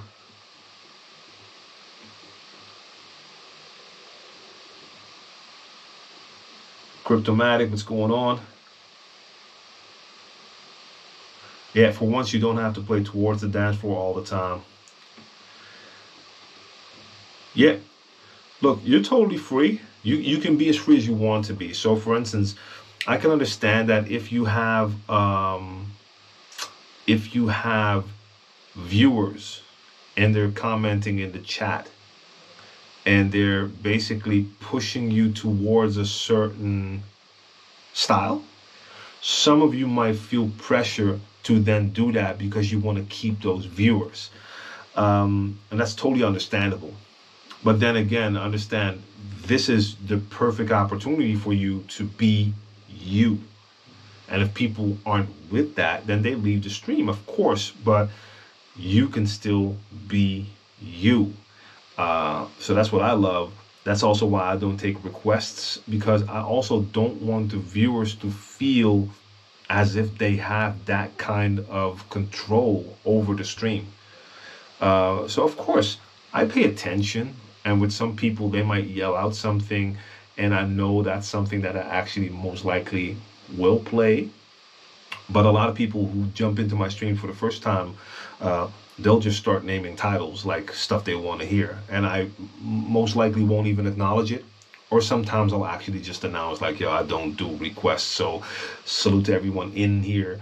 I love that you're here, but this is my stream. I'm going to play what I'm going to play. And if you like it, come vibe with us. And otherwise, there's plenty of streams for you. So yeah, taking advantage of that freedom, the freedom that a lot of DJs have been missing, is awesome. Dagoff, what's going on? Gus Gomez, salute to you. Welcome to the audio stream with glitchy video. Okay, so the light and some people are saying that BPM Supreme has a good selection of 80s, 90s, so that's a good tip. Dagoff wants to know, what are the solutions for DJs who can't mix in clubs due to the actual situation? There's no solution really for that. Like we were talking about streaming. Streaming is the best thing for you to do right now, even if it's just for practice purposes. And it's good to learn about stuff like this, because keep in mind, even when we get out of this, I know there's DJs out here who will actually incorporate streaming when they start to play live again. I talked about this last week. Like, if you have an audience and you are building this audience now on Twitch or Mixcloud or wherever, once you go back to your regular gigs and you play in clubs again, you can now invite that actual audience to also come see you play live in a club, and choose to do that for free for people in other countries, or even charge for people to be part of that experience. But yeah, that's basically it. So 9 Ivan says some people are on Twitch grinding 6 to 8 hours a day to pay rent. I feel for those people. I'm not particularly sure if I would feel for those people, because if they're able to pay rent because they're streaming 6 to 8 hours a day, I understand how much better that is compared to some people who are not able to pay their rent at all. The fact that some people can be on their computer at home, either gaming or DJing and making a living. And I understand 6 to 8 hours is a work day basically. I don't know if I would feel for those people. I mean, it might not be the ideal situation. I totally understand that, and I empathize, but it's a privilege to be able to do something like that. A lot of people can't find jobs right now because there aren't any jobs. Like, stores are not allowed to be open, or even if they are open again now, they have to let people go, you name it. So if streaming is an option for people to make a living, I think that's actually a dope thing. Hey, anyhow, salute to you. And we got Ars, BLCNN, Blacken, I don't know. Salute to you. So Rodney has another solution using loops, effects for large BPM. Okay, yeah, that's basically what I was talking about.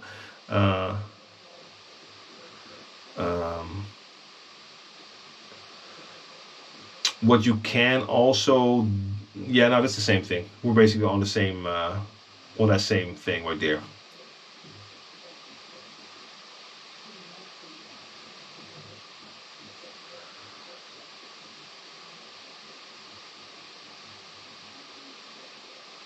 Funk House, what up?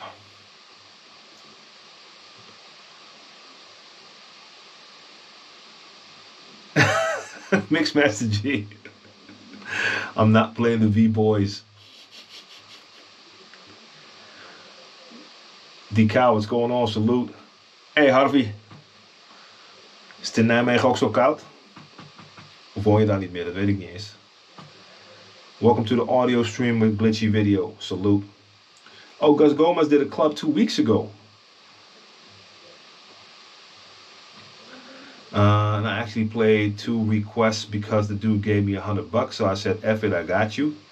Yeah, that's a choice as well, bro. That's a choice as well. I would never say that that's not a good option, because everyone has to decide for themselves.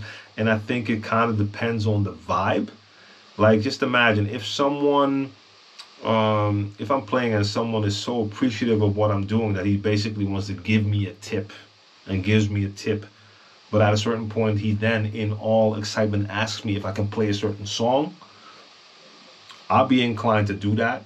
But I've also had people come up to me and ask for a song. I was like, nah, I'm not going to play that. And then pull out their money like, yo, play that song, and I basically gave that dude like the middle finger, like, do you think you're talking to a jukebox right now?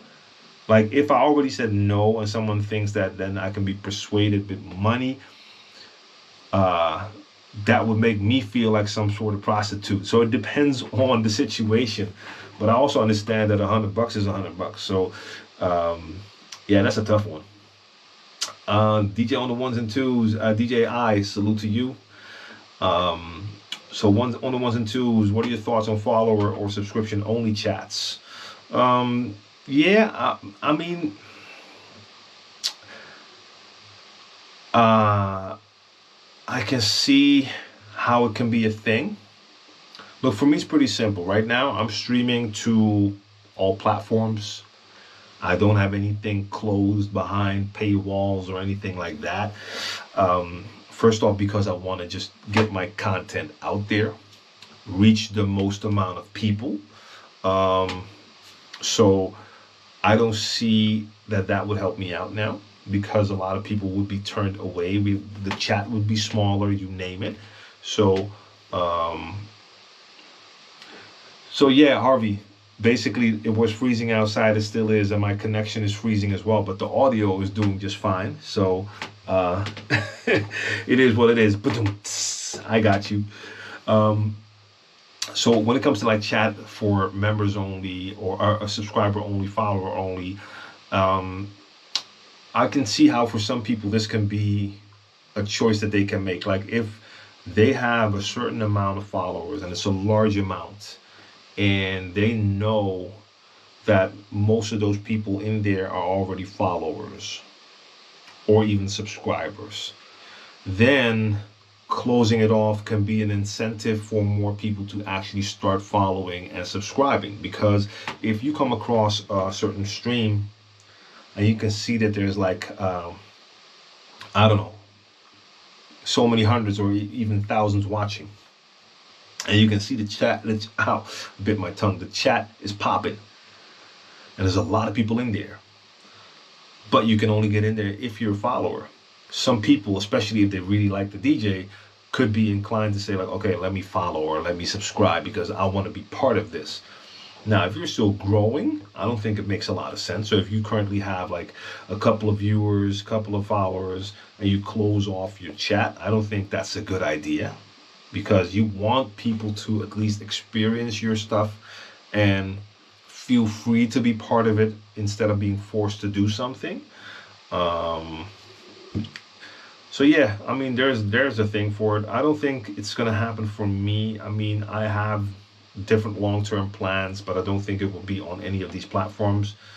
For me personally, if anything is going to be on a subscriber only basis, it's going to be something that I do myself. Also because with a lot of these sites, and I understand it, but you could take YouTube or Mixcloud, Twitch, you name it. A lot of times when people subscribe or pay, you're splitting that with the platform that you're on.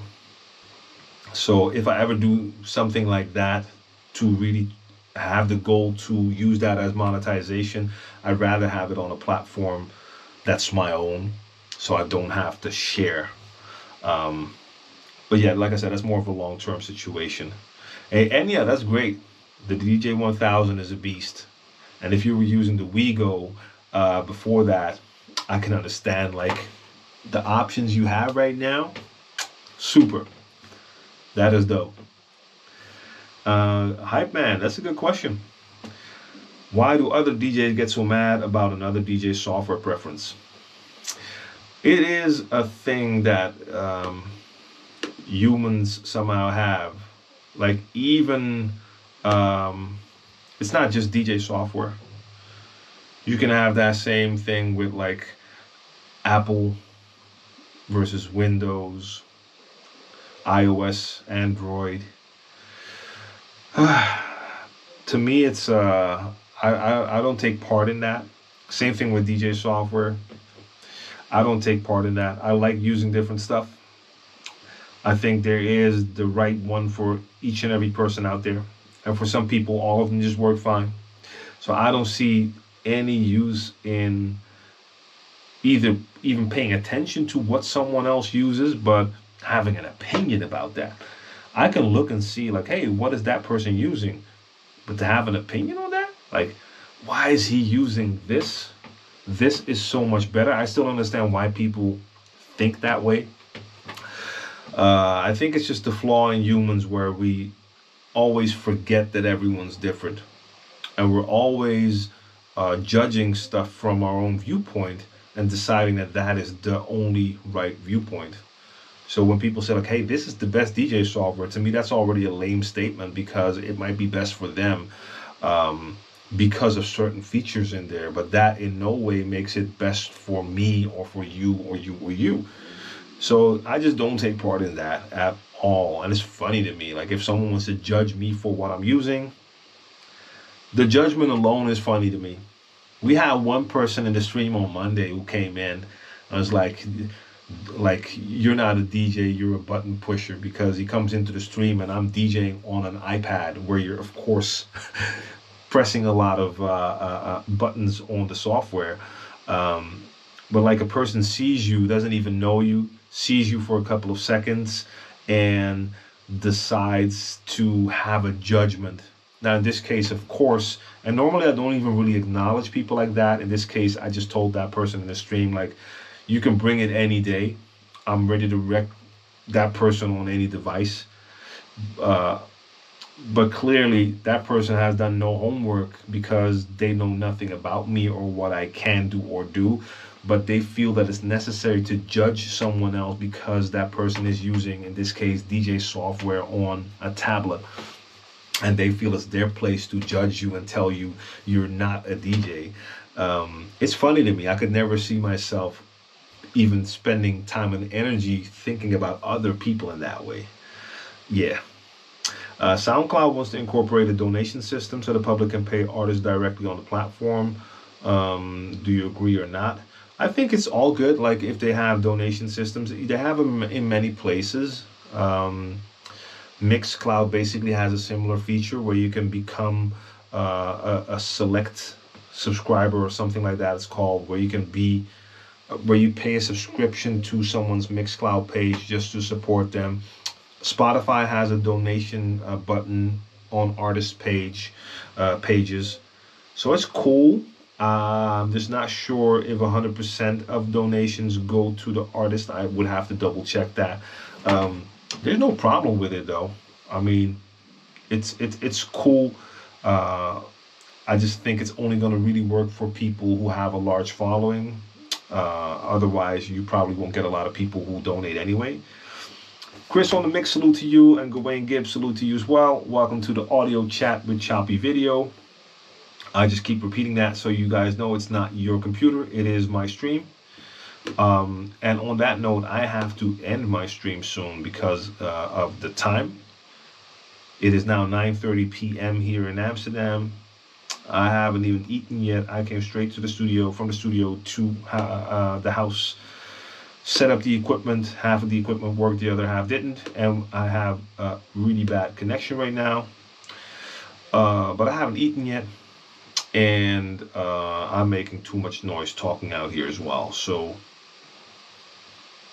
I'll be back here on Sunday, and you want to check me work on Sunday, you can tune in to plug it in. So what I'm going to do now at least is set my schedule on screen. So even though it's choppy, that should appear pretty soon. Let me see, where is my stream ending? There it is. So you can see my schedule on screen right now. This week it's only plugging in on Sunday, and then next week we got Crates, Share the Knowledge Live, and next week on Friday I got a new Certified Bangers. And in all honesty, we have to see. I don't know if the next one is going to be all vinyl. My last Crates of every month is going to be all vinyl, but like I said, I've been working with the vinyl. It's got me hype. I know that I'm going to do an all vinyl Certified Banger sometime in the near future as well. I just saw so much vinyl and I want to play more of it. Yeah, and yeah, like I said, I mean, normally I will ignore those people And I don't get a lot of those people on my platforms unless someone probably just came across my stream and wasn't even interested. Or a couple of weeks ago when Pete Rock reposted something of mine, and he has some of those dinosaur hip-hop heads who follow him who felt the need to let me know that I was not representing hip-hop the right way, because it was a clip of me actually doing some stuff on, I think, the S7 where I was hitting cue points, and it was that same statement like button pushing is not DJing or something like that. It's funny to me. What's your take on the DJ SZ2 controller? It's a big beast of a controller. I don't know if it's the most up-to-date still, because I would prefer something like a DDJ 1000 now. But if you have that, you have a very capable controller with a lot of features. I mean, I reviewed it when it came out. That's been quite a while, so I'm not even pretty sure what it had anymore. I knew it wasn't that different from the normal SZ, just a couple of new features, but yeah, it's a dope controller. Very big though. What are your methods or tools to help lengthen your set when DJing? Lengthen my set. Well, that's the thing for me. I always play freestyle, so I don't have a particular set prepared. So it's not like I prepare for a 1 or 2 hour live stream and then all of a sudden I have to make it longer. I play freestyle. I grab everything I grab on the spot, whatever the vibe dictates, and so I'm not really thinking in that time frame. Now, when I did live gigs, when that was still a thing, I was also playing freestyle, so the same thing applied. I had my music, especially in this digital era. I would always have enough music to play longer than the planned set. So if it was the case, I would just have more music ready and continue to play. So for me, it's pretty easy. If you have a set prepared for a particular time, that could be rough. Like if you're ready to play a 2 hour set and all of a sudden you have to play like a half an hour extra and you don't have that prepared, I can imagine that could be pretty scary. But I'm not used to that scenario myself, because I never play that way. King Beat, thank you for the follow. Yeah, cool to see all of you. You see my schedule on screen. That is what's happening this week, or at least you don't see my schedule on screen yet because it's still a frozen frame. I think you're still seeing that. iPads. Wow, is that real? Let me see.